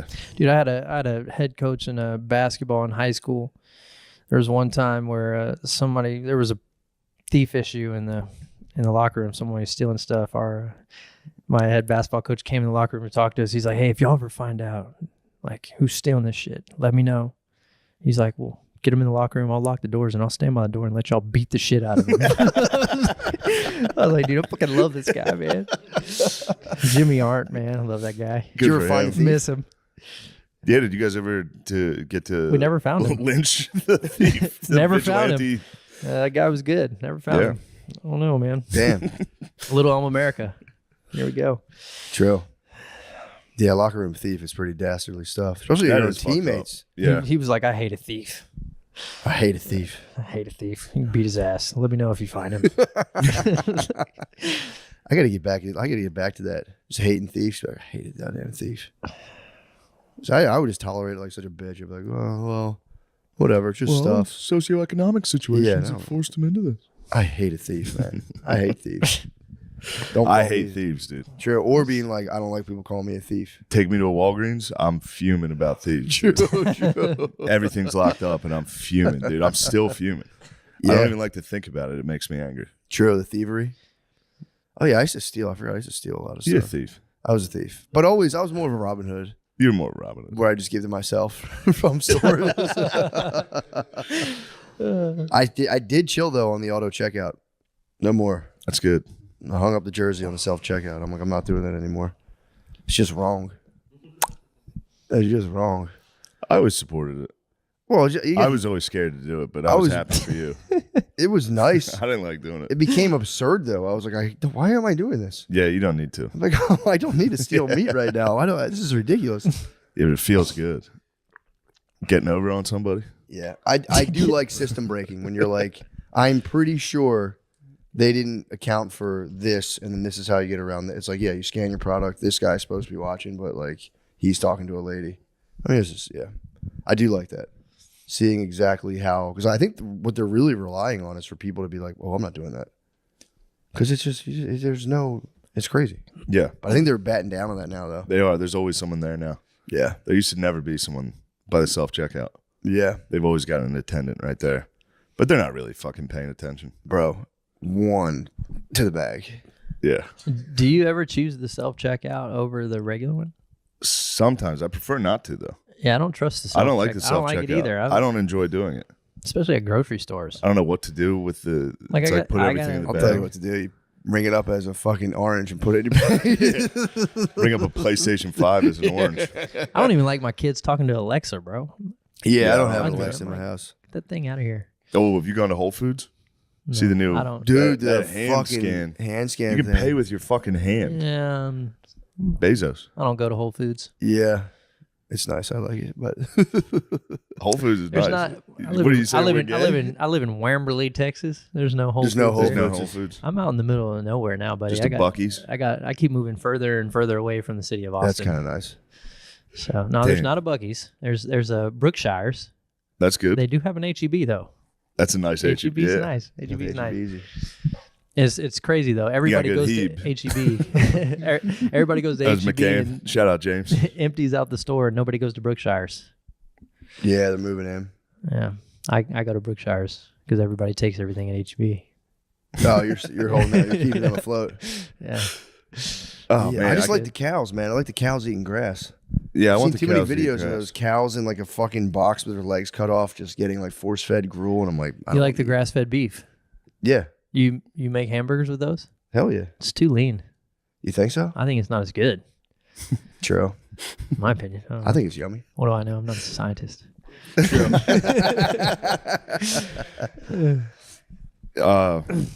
I don't know. Here's something that was fun. I watched this documentary last night. It's called Love Has Won. Has anybody seen this? No, what's it about? Just it's a cult. It's great. Oh, nice. Just a lady who said she was God. And a bunch of hippies showed up, Yeah. and she ended up taking silver. She was like, it's a cure all. Big Pharma doesn't want you to know about this cure all. And she just kept taking silver, and they're like, you're gonna turn blue if you keep taking silver. You're gonna die. Turn blue. Yeah, she turned blue from the silver That's a thing. and then died. Like how blue are we talking? Fucking blue at the end, like fucking Willy Wonka. Really? Like fucking, No she way. smurfed out and died, dude. But she was also, it's so funny because everybody in the documentary still believes that she was God. Yeah. So they're all like, just like, yeah, I mean, she drank more than anybody could possibly drink. Alcohol is a medicine if you use it right. And she was taking all of our pain and sin, so she needed it. And then there's just videos of just clearly a blacked out drunk lady like, I said I wanted chicken parm, you motherfuckers. And they're like, She did that for them? That's so nice. She did. She took all the sins on and then just had an army of hippies that would fucking wait on her. Is that the blue woman? Bring Didn't her they up. preserve Blue her man dead grouped body? out. Oh Yeah. my god! Didn't they preserve her dead body too? Yeah, or it was something? in their house. I feel like people will believe anything now. It's kind of crazy. This is a good one. The best is her thing was she had lived through other people before, and she also had a team of the oracles. The oracles. The oracles weren't like who you'd think it was. It wasn't like saints and shit. It was like Robin Williams is my top oracle. What? Donald Trump, he's still alive, but he's one of the oracles. He communicates to me. It's so good, dude. They think every cloud's a spaceship. They're like, the ships are coming. They're going to pick us up any day now. That's kind of fun. It looked very fun. And then, oh, bro, you're going to love this documentary. I gotta A see. guy shows up. So she's mother God. She always has a father God. So whoever she's fucking at the time, whichever Father God. hippie is now the new father God, but the ultimate father God is still coming. Finally, just a dude that Still does math, coming, huh? a dude with a ponytail that does math shows up. She's like, this is definitely father God. And all the other hippies are like, fuck, this guy sucks. But he's as funny as it gets. He's literally doing math in front of all these people and like being like, turn that fucking music off, put this on. He puts on like hardcore metal and it's like, and all these hippies just have to sit there like, oh man. It's funny how hippies always get cults. They always fall into cult up and they it's really great. Damn, dude. That would be kind of a fun exercise to just follow a wildly schizophrenic homeless dude around for the day and be like, bro, you call the ball. What are we doing today? Yeah. Just make a month out of that. Being like, what? It's gonna be meth. True. And once you're on meth, it's game on. Yeah, true. Then you're Father God as well. Then you become Father God to another Father God. Now you're having gay sex in a tent because you're on meth. And it's cold out. Yeah, fuck. But the meth will keep you warm. I'd hope so, You yeah. can sprint. Oh. Warm up, take some meth, sprint down the street, do suicides until it's not cold. It'd But be yeah, crazy. I suggest you give that show a watch. It's I as gotta good check as it that out, gets. It's yeah. on HBO. Ooh, Another thing I got into, this is exciting stuff. True Detective season 4 came out. How is it? Ooh, you wanted kick-ass women? You got it. Is it for real? Don't worry. You wanted kick-ass women? Here we How go. kick-ass What is- we what talking? Now they've infiltrated True Detective and butt-fucked True Detective. What is Really? True Detective on? True Detective is on HBO. Season 1 is one of the greatest seasons of I've television. never seen it. Did they show And, like a sex scene right away? They do have a pretty good sex scene in it. I will say, so the one kick-ass woman's, I believe, a Native American, because it's in Alaska. For sure. It's in Alaska, so she's Yeah. like a Inuit Yeah. or whatever. I don't know. Yeah, First Nations. There you go. Straight or les? Don't say Eskimo Lemaire. Don't you dare, bro. You at first glance you would say clearly a lesbian, not What? a lesbian. And the whole time I was kind of like, God, I don't like her. And then she has a sex scene where she rides a guy and fucking forces him to cream pie her. That was What, good. dude? They're throwing forced cream pie into there? Yeah, I was kind of like, that's aggressive. If that was the other way around, that'd be a real problem. If a girl was like, no, and you're like, shut the fuck up. Yeah, true. But Yeah, but no panel of our peers is going to rule against that. you can't. They're going to go like, yeah, it is very like, fuck, it's so fucking hot. It was so hot, dude. Yeah, dude, it's awesome. I was laying on that couch. I was like, ooh, I didn't know this was going to happen tonight. Damn. Was the guy fighting at all? Was he like, fine? He did try to fight it off, and she fucking grabbed him by the throat and made him pie, dude. No The way. forced She did it? pie, yeah. I she might forced the have pie. to take a ball. Yeah, I might that have to makes take a sense. break. It was dude. awesome. With the times we're in. We makes are sense. in some interesting times. Makes but sense. I was disappointed to see. Forced pie is kind of wholesome in terms of the shit that's on TV right now. True. You know, you see the fucking New Year's Eve clock is one of my favorite things right now. So CNN does the New York when the ball drops.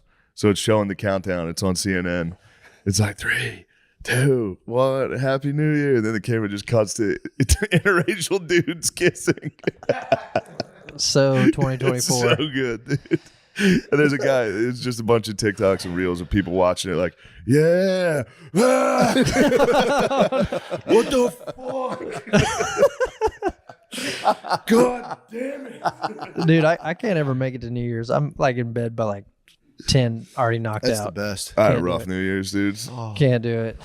This was the first one I stayed up, but I didn't even see the ball drop or anything. No, I don't even recall the ball dropping. I was wandering on mushrooms, dude. I was just walking. Yeah. You were Father God. I was Father God. Wait till you Father see God. Father God, dude. It's awesome. It's just a guy who's been in and out of jail. Just a beast. Meth head, just rolled up on a cult. He said the best is how he decides he's the man. He's like, so he goes to this cult. He's out. He's working in the yard. He's like raking leaves. And he's like, and then I just looked around. I was like, fuck this. He's like, he threw the rake down. I was like, I'm the man. Right. And all the hippies were like, oh, It fuck. seems like out there, that's all you got to do, right? Yeah. Yeah, he was the strongest one. Well, He what was, what happens if like another dude's like, no, I'm the man? Fight to the death. Does that happen or? there is the last Father God before him was kind of like, oh, dude, come on, I should be Father God. Please let me continue to fuck you. No, that's Yeah. not how I then picture it Jack- going. Though they're just Jack trying to Ma- talk it through. He tried to talk. He cucked out. It was sad. Aw, Damn. he's not meant to be Father God. Then. He's not. True. They did find the correct yeah, Father that's God. not it. You get that good silver pussy too. Yeah, that's him. He fucking rules. Fuck. You're gonna get a good look at that guy. Yeah, Long man. That ponytail. guy's in your face on meth. He literally had to wear an ankle bracelet the whole time. Did he really? Yeah. That guy's. He no was good. on what, like probation or parole? I don't know. When he's doing the interviews during the documentary, he's in a hotel with an ankle bracelet, What? and he has to continuously call his probation place and be like, "I'm at this hotel." How do they like find these people to, and then decide they're going to do a documentary? I think Like, how's it it- comes from. Well, this lady was a big deal because it was weird. They went into a house where like 15 people were living, and they found a blue lady wrapped in Christmas lights. That they All were right, like, yeah, "She's coming back alive. Don't touch her." Did they not expect any of that stuff to happen or something? What? Didn't they not expect? I heard when they started that, they didn't know it was like the blue lady existed. Maybe What do I'm you- wrong. Oh, the documentary. I thought it was a surprise. I could be wrong, but someone told me that like they were just like they're filming this weird documentary, and all of a sudden there was a blue lady. And like, wait, what the fuck is this? maybe Could be wrong. when they started filming, they were like, "This is just a crazy cult," and then at the end, it's like, "Damn, she did turn blue." It's scary when they show her laying in bed. Yeah, You see a dude. blue face. Yeah, Seeing Yeah. someone alive laying in bed would scare me. Creep Like me an out old a little lady. Yeah. It's another funny one, though. It's like in Acapulco. Yeah. Just a yellow man at the end. The guy turns yellow from jaundice. That's The guy drank himself to death. He just, for real, turned into Homer Simpson. He's laying in Dude. bed like, oh. The worst of all time I've ever seen was the HBO documentary I was telling you to watch, where they followed heroin addicts for it was like 25 years, and at the end, That the was guy, really sad. one of the guy, spoiler alert, one of the guy dies. Dude, they show his body, and he was lying dead in a house for 10 days, and his body exploded. They Dude, swell, that's and then they nuts. pop, and they just showed this exploded body, and you're like, what the? I still can't like not see it. It's the most I fucked up can't thing. watch shit like that. I'll be, It just You gotta I watch- didn't- that'll make me like sick Watch to Blue my Lady, stomach. dude. You're gonna like Blue Lady would be nice. And Wet That the one, Beach. that one I did It's watch. called Blue Lady? I didn't make it to the exploded body. Bro. It was too Huh? sad. Love has won. Love has one. Yeah. More of a Love Is Blind kind of guy. True. Twin Flames was nice too, but I didn't see that. They whole talk thing. about twin flames in this. Do they really? And yeah. Twin Flames was Like I'm nice. trying to find my twin flame. This Twin- cult was on the twin flame thing. Twin Flames was bullshit compared to that though. That's the real deal. Lady drinking silver, meth head. Twin Flames was just people who tricked girls into being like, "Do you want to find true love?" And they're like, "Yes." Yeah. I think they made people like trans. Might Like, be the we don't have enough easiest- girls. You got to trans. You don't have enough guys. You got to trans. They were just hooking them up. That's awesome though. Kind of type. Forced trans is sick. Forced trans for love. God, I can't wait to have kids. Oh yeah.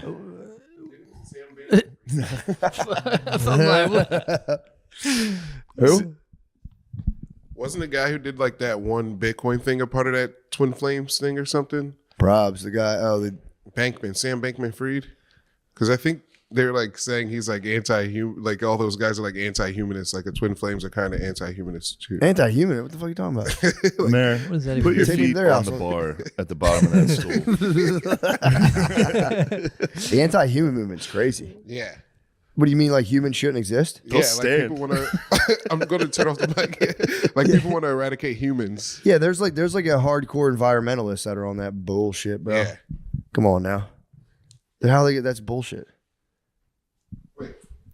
How is it bullshit? What do you mean? I'm saying that's bullshit. I'm saying Podcast. how fucking love it. how you gonna be an anti-human Just a human? bunch of dudes. Yeah. hanging How you out. gonna be an anti-human human, bro? Yeah, you can't. Sorry guys, you lose. Unless you kill yourself. I'm Exactly. inspired. I'm about to go home and start a podcast. Yeah, You it's- better, bro. You should. That is what we like to do. We like to inspire that in people. They go, God damn, anyone can do this, huh? Shoot. I'll do this. It's so easy. Just talk about shit you watched. Yeah, start Easy. the pod. Love Start that. dude. Everyone should should do have a a pod. podcast. Maybe. It's like military service. Who do you have down here that would be who would be your bro? Are you going single? You going solo? on Probably, this? probably go solo. I don't have any bros. You don't have any bros? What? No bros, man. My kids are my bros. Why don't you hang out with us? Yeah, come chill. That's why I hit you up, buddy. You Yeah, remember? hang out, I dude. hit you up, and you were like, Do you "Hey, like want playing video to games jump on at the all? podcast?" I said, "Yeah, sure." What video games? The only do you problem is I have Starlink, and it's not best for the Starlink? it's not best for the game streaming. What's I Starlink? was on Starlink for a Starlink, minute. that's Elon Musk's. Oh, you're on the Starlink. You know, it's I thought actually- you were talking about Starfield, the video game. No, it's I was like, I Starlink. I played it's Starlink. No, it's internet. So when you're out in the country and you can't get anything else, you get like satellite internet, and so far it's been probably the best that I've had when you're kind of remote. So, That's tight. But it comes and goes, right? but no, well, actually, I feel like they kind of effed us over recently. So my internet just stopped working. And of course, I'm blaming my 9-year-old. I'm like, "What'd you do?" Because he like destroys everything. He's like, and it turns out he's like, "Sorry, I threw the football the other day and it hit the router." Oh, that fucker. But it wasn't even him. So they said you can't even call support. You got to do it through the app. So they like hit me up on the app and they're like, "Yep, you got a bad Ethernet cable. We'll send you a new one." And internet wasn't working for like 3 days. The day the cable gets there, my internet's working. I didn't change the cable. Now my internet's working fine. I haven't changed the cable at all. So I'm like, I think you guys just kind of, I don't know, maybe you needed internet somewhere else. So Yeah, you fucking shut cut it off. mine Yeah, and you now linked it out. Well, don't they say the more people who get Starlink, the better it'll be, or something? I've heard they're like Man, more people get it, the I more don't know. satellites will send. all I out. know is it takes like 2 months before you actually get it. So Is it free? no, it's expensive as shit. It's like, I mean, monthly it's not that bad, but yeah, it's like $500 or whatever it is to Per get the year? equipment and everything. Oh, really? Takes forever to get out there, but Isn't his whole mission Yeah, but to it's give cool free once you internet to have it. everyone though? yeah. That's the whole mission. He's like, I'm gonna give Yeah. free internet to everyone. Like, sign up once this gets big. It's gonna be so cheap. Well, it's definitely not fucking free. Okay, so, you So gotta I don't pay. know what that's about. I don't know. But it's the best I can do right now. But I tried to fight somebody on UFC 5 the other day, and my punches are like coming in not when I'm Nice. pressing the button. It ain't You it. like UFC 5? How's Love the it. UFC? I just love beating the shit Hey, out we of like people. that too, dude. I like UFC 5. Get ready, dude. Like, I'll like fuck UFC you up with Like, UFC come on, 5. Oh yes, dude. I've only gone against the computer on Legendary, you know, because Ooh, I all tried, right. Well, I it could tried be a to- new contender in the house. well, I tried to You fight. might be Father God, dude. You might be the new Father God. dude. I tried to fight online, but We're the about to get our asses lag kicked. is just shit. So I was like, fuck, I can't do it. I gotta wait. Yeah, it's a frustrating game to have shitty internet on. But you know, it also probably doesn't help. My Starlink's on the fucking ground, just in the driveway, pointing up in the sky. I'm renovating my house, so we're staying in this little apartment above the fucking. You're going garage. through a renovation right now, Yeah, bro. You're going through. That's fucking brutal. Yeah, it's a shit show right now. I got dude. 5 people staying, and we only got 1 bedroom, and then the living room, kitchen. Buddy, You my fucking my Filipinos. kids are just staying on the fucking. Kids are staying on the couch, you know, the sectional, but they love it. You know, we go to Airbnb, Yeah. and a day after we're there, they're like, "Can we go home?" Yeah, true. They all got their own rooms at the Airbnb, but they just want to be with their stuff, man. Yeah, They all we- got their bikes and shit. Dude, we did a renovation when my wife was pregnant. We were on an air mattress in an apartment, and every morning I'd watch her like do a push up to get off the air mattress, and I was like, God, I'm such a piece of shit, dude. I'm such a piece of shit. Oh, we at least got a bed. It's kind of tight. You It's fucking nice. I do miss my bed. My back hurts anytime I sleep anywhere else. yeah. I got the Tempur-Pedic joint. And it's How long out are you on the reno? What's the timeline going? Who fucking knows? It was 9 months, like 9 months ago. So Oh God. I don't know, but I've been changing shit. It's partially my fault. So I got to have my man cave right, dude. Got True. to get it Yeah. right the first time. True. And it's not exactly cheap to. Dude, that's renovate hard. right That's hard now. in a relationship, dude. Women's environment, especially their house, is like when you disturb Oh, that. for I mean, sure. it fucks and sucks for everybody, but they can spin out. We've been sucking it up. You know, she's been all right. That's so good. Hasn't been too bad. That's good. Our friend was he's a painting contractor, and he was saying he was painting houses all the time. And he's like, dude, I've witnessed couples just explode during renovations. I can't It imagine. always takes longer than you think. I would never handle it well Bro, it's tough, man. because the woman's going to make changes. If you don't handle it well, That's what I then mean. Oh, yeah. you're going to be in trouble That's because what I she mean. definitely is not going to. Well, handle that's it what I'm well. saying. She's not going to handle it well, and I'm not good at My, understanding when people are acting irrationally. my wife told me this morning. She's like, "Hey, call Corey, who's our project manager." She's like, "Call Corey and get him to turn the fucking water on." I was like, I just didn't say anything because they literally told us to turn the water off because our house is exposed. I'm like, I know that we're not going to be able to do this. So I'm not even Yeah. going to ask him, but You're a firewall for like 6 months. You got to be like, okay, I hear you on that, and then you go, no, I'll talk to them. I didn't say I'll a word. handle it. I Yeah. didn't say a word. I just didn't say anything. when I don't know what to say, I just don't say anything. It's usually better that way. Then I just walk off and go put dishes in the damn dishwasher That's a good or move, though. something. I got to start doing that. I'm like, well, you can't do that. Not because- say anything. Yeah, just be turn like, around and walk out of the room. I've gotten good at if you have nothing nice to say, don't say it at all. So now I've become better about it. True. Wish that would have happened while I was in the league, but Yeah. it's coming a little late. Later than it should have. You're fine, dude. Yeah. You did some cool stuff. Yeah, dude. I like that though. I'm gonna start now just being like listening and going, I hear what you're saying, and then just walking away. No, don't even say that. You True. just don't say anything. Just True. look at the ground, act like you're doing something, then walk off. I hate thieves. You know? I have a question for you. What's up? Is it true that when you gave the statement, Gabriel Davis cried because he was so pro science? No. Let me tell you something. The majority of our locker room Wasn't Gabe was didn't in Gabe the, Davis cry when you gave that speech? He was probably crying of joy. Yeah, I know. I know. I'm just trying to hoping this gets back to him and he gets angry. Gabe's one of the fucking dudes. Gabe is the bro. Let me tell you something. He's one of my favorite teammates I've ever had. Dudes, so first off, when rookies come in, they usually fucking suck, right? Mentally. And dude came in, learned the offense faster than anybody I've ever seen it. 1. 2, he knew more than I did about the offense in like 3 weeks. He already knew it better than I did. Wow. I'm one of those guys that's like, hey, put me at the F and don't move me anywhere. Yeah. Let me learn one spot and that's it. Gabe learned all the fucking positions. Wow. So dude was dedicated, you know. Big fan of Dave. And he works hard, so usually rookies are like lazy. Like think the world's gonna get handed to them right when they come in. Especially now. It's a little different now than what it was when I first came in, but Yeah, what's the shock like coming from college to the NFL? It's gotta be fucking nuts. Well, I quit and went home as a rookie at first, so it was pretty big for me. So. No, my situation was just like I came in undrafted, free agent, and as people asked me, they were like, "Did you think you weren't going to make it?" Garrett even asked me when I went in the office and told him, but I was like, "No, I actually think I am going to make it. That's the problem. I don't think I want to, But it was just going from Little Elm, which is a small town, to SMU. Nobody cares about football there. And then you're at Dallas. I slip up and say one thing, and then they twist your words and like make it something else. I said that, they were comparing me to Wes Welker. I was like, Wes Welker's good. And, I was actually a huge fan of him. Loved his game, watched it. But I was like, I think I could play a little bit more outside, And they took that as Cole Beasley says he's better than Wes Welker. And then after that, and I don't like a lot of attention. I know it's hard to believe after all the shit that's been going down, but I didn't like a lot of attention at the time. And then after that, the media just went fucking bananas. Oh, that sucks. And then I have I already know this, but I have a coach telling me, he's like, hey, every day, you can't have one off day. You got to like go above and beyond and make plays or else your ass is fucking gone. I'm like, all right, dude. Like, I know. And then after a while, I started like waking up and every morning I would like throw up because I didn't want to do shit. I was like, just tired of being dude, there. that'd be terrifying. So I took my ass home. I was like, I ain't fucking doing this. This isn't healthy. Went home. Then my dad and my mom were at the house in Dallas. Camp was in Oxnard, California. So I flew home. By the time I flew home, they had already driven from like this area to there. And they were there, slept. And then my dad like gave me a stern talking for 2 hours the next morning. And I was like, all right, I'll go back. But I went back for them. I didn't really go back for myself. That's awesome. Ended up working out. That's awesome. But Good thing you went back. Yeah, it worked out. Bullshit. But What a yeah. mean way to coach, by the way. I feel like that can't work. Being like, if you fuck up, I'm fucking firing Pretty you. much. It's like, I that's was not like, gonna help me, dude, I man. fucking know. Like, you guys didn't want me, really. I didn't get drafted, just showed up here. I'm better than all these fuckers. Definitely better than that other guy. Who was the guy you mentioned before? And then Wes Welker's pretty good too. Fucking, oh no, Wes Welker was solid. fuck it. No, no. But yeah, but then I saw the NFL for what it was. It was like, I'm undrafted. I'm not going to get to play.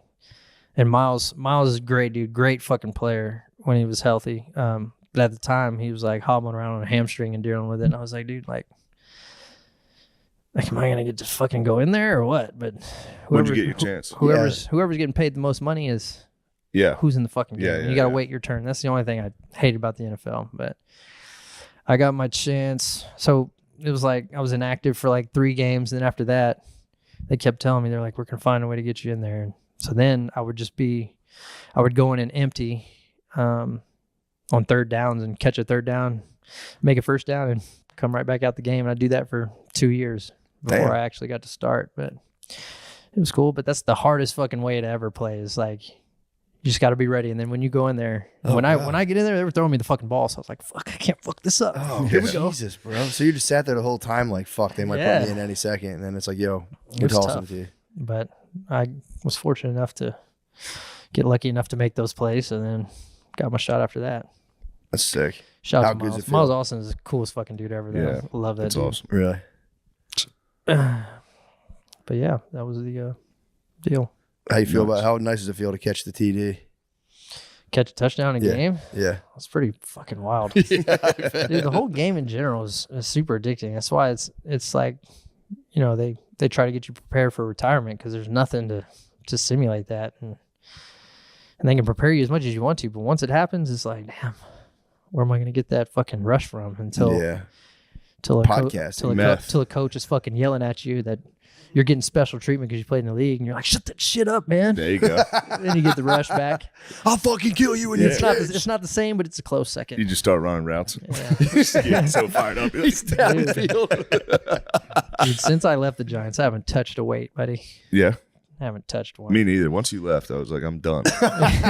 Oh, buddy, I knew it. It was over. It's a wrap. Yeah, but now you've got your son. You can coach, dude. Yeah, I'm You gonna can do just that. follow his career. I'm gonna do that, but I don't want to be like, No, you're gonna. I don't want to live through them. Nah, you're gonna. Oh, yeah. It's gonna be Tough. so sick. It's Live it tough. to him.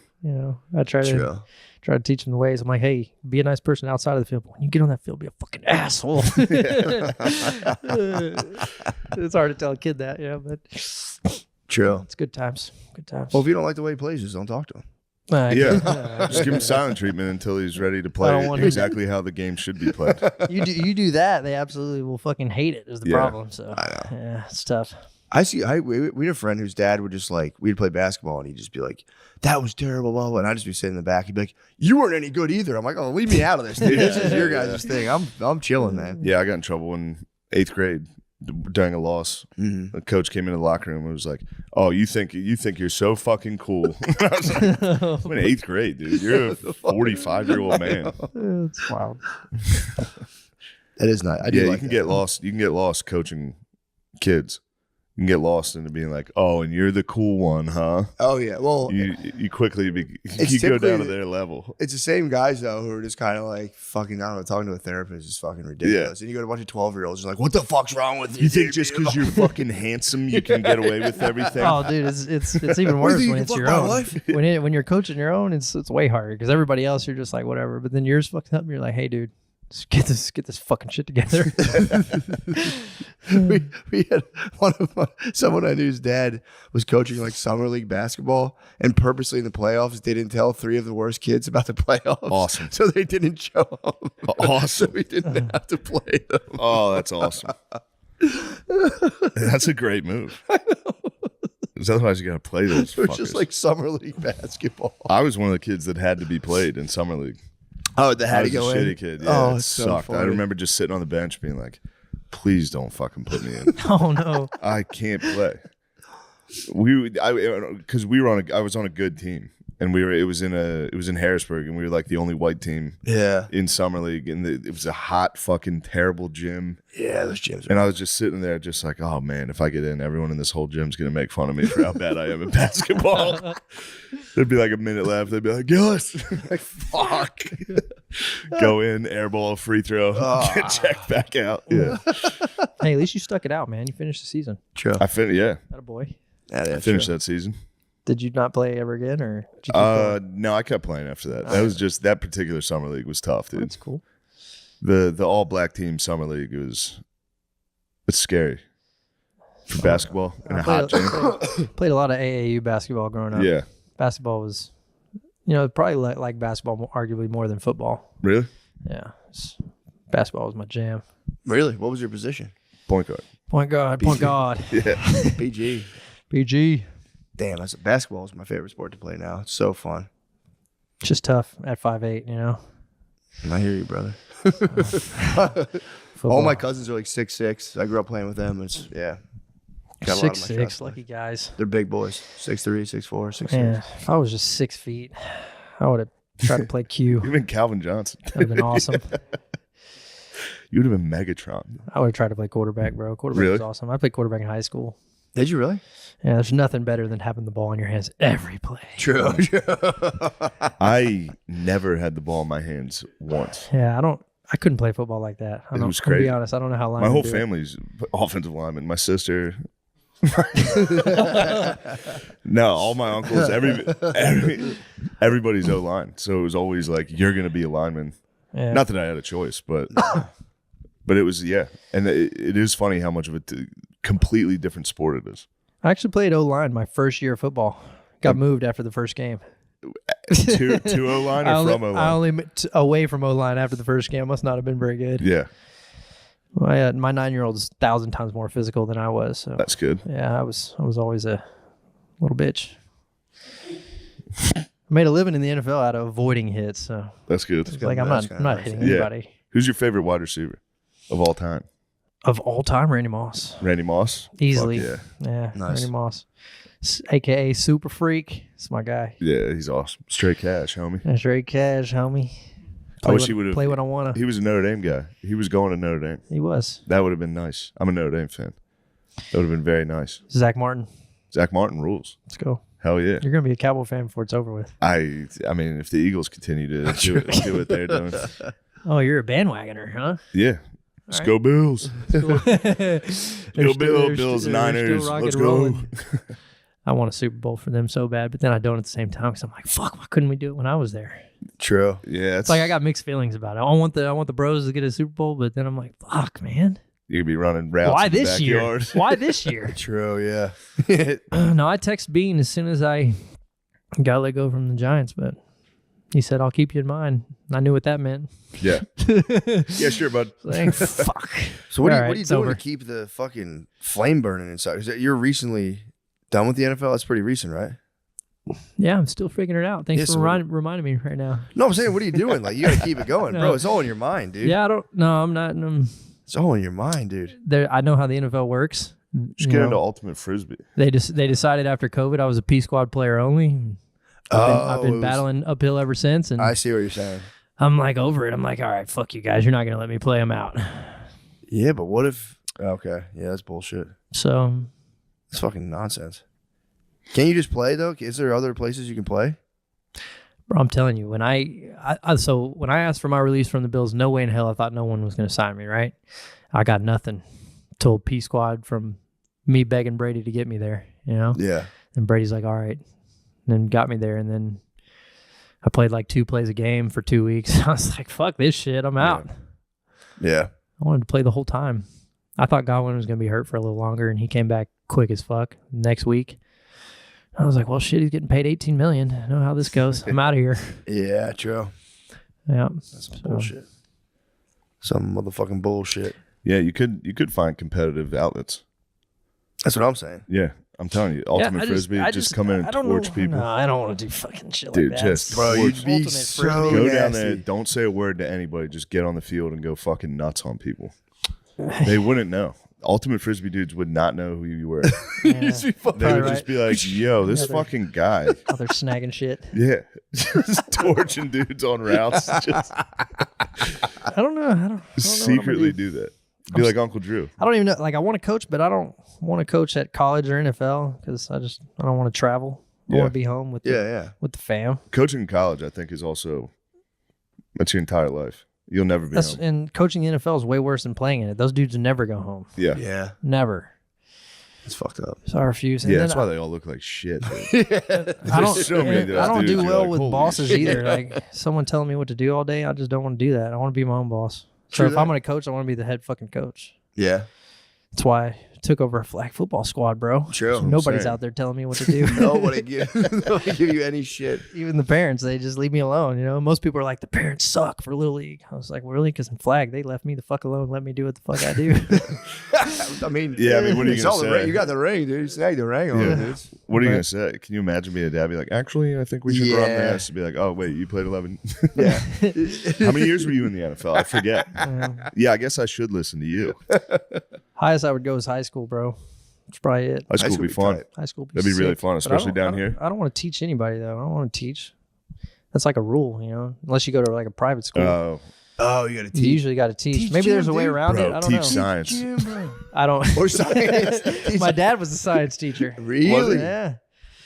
Well, he head coach. Then he got the job finally of PE. That's ideal. Peas. Yeah. He's a PE teacher. Dodgeball every day. Yeah.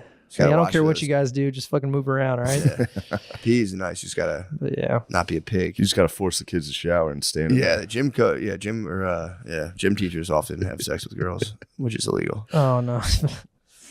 They do, dude. If you had to pick a class who has sex with the kids most, it is the gym teacher, dude. I mean, their job's just so physical. That's why. Oh, Yeah, you're interested And in they got to talk about female sex anatomy. with the kid. Yeah, there's nothing you can do. Like, raise your hand if you have a pussy. Looks like Today you're. we're studying pussies. I noticed all your breasts are coming in nicely. I don't know. What's this podcast gig like though? What's this? Yeah, how's you It's pretty fun. you get? I mean, what's the money like? Do you get anything off of it somehow? Some Money's way? Yeah. thick. How's that work? We get like $1 billion. we get so much money. Yeah, we're fucking those P Squad guys up pretty bad. Fucking, are you? Yes. Yeah, it's still solid money. It's not bad. No, it's great. I'm not saying it's not. P Squad's not great, but you know. No, yeah. I'll tell you after. All right, I love I that. love it. Love that. All right. Actually, I'd give this up. Comedy for the P money Squad. should be good P now. Squad though. would be nice. P Squad would be so sick. Got a big Netflix thing Comedy, now. comedy money's good. Yeah, It's working out. the money is good. I saw you with a Bud Light beanie on. I didn't take you for one of those, but Brother, what's I'm glad going on you there? asked. What's going on there? Bud Light rules. Bud Light's back, dude. We're back. How's it back? I'll tell you after. All right. All right, that's enough know of this. Actually, I don't even remember if it was Bud Light. Pretty sure I had a Bud Light deal at a point in Buffalo. I had a billboard, but I don't even remember if it was Bud Light, dude. My marketing guy just comes to me with shit, and I'm like, tell me where to sign, buddy. I bet it was. I think they're the NFL is Bud Light. Oh, so it probably was Bud It's Light. probably then. Bud Light. Well, then they, did what they did, and they fucking ruined it. No, they didn't ruin it. Are they making a comeback? They didn't ruin it. They're making a comeback. Okay, if they're righting the wrongs, we're all right. They are. They're right. doing the right thing. All right, okay. Yep. I'll wait for that moment to support them. Yeah, All right. that was like high level corporate warfare stuff that not a lot of people understand. Right now, I'm with Kid Rock. I'm out here with AKs, just fucking. I got bad news for you. Kid Rock still sips the Bud Lights, dude. Does he? Yeah. He's a closeted Bud Light man. You know what? I've seen pictures of him. You He know feeds what? on him like a vampire. He does. dude, He at goes night. back to his room. And As he long as the picks people, up the scraps, as long goes as the upstairs people somewhere. don't know, but you just fucking told them. So there we go. There's pictures online of him. Okay. The dam will Sucking break. down a The Bud dam Light. will break, and the bros. I haven't seen much on. I just recently came back to Twitter, and I've been pretty active, just talking my shit.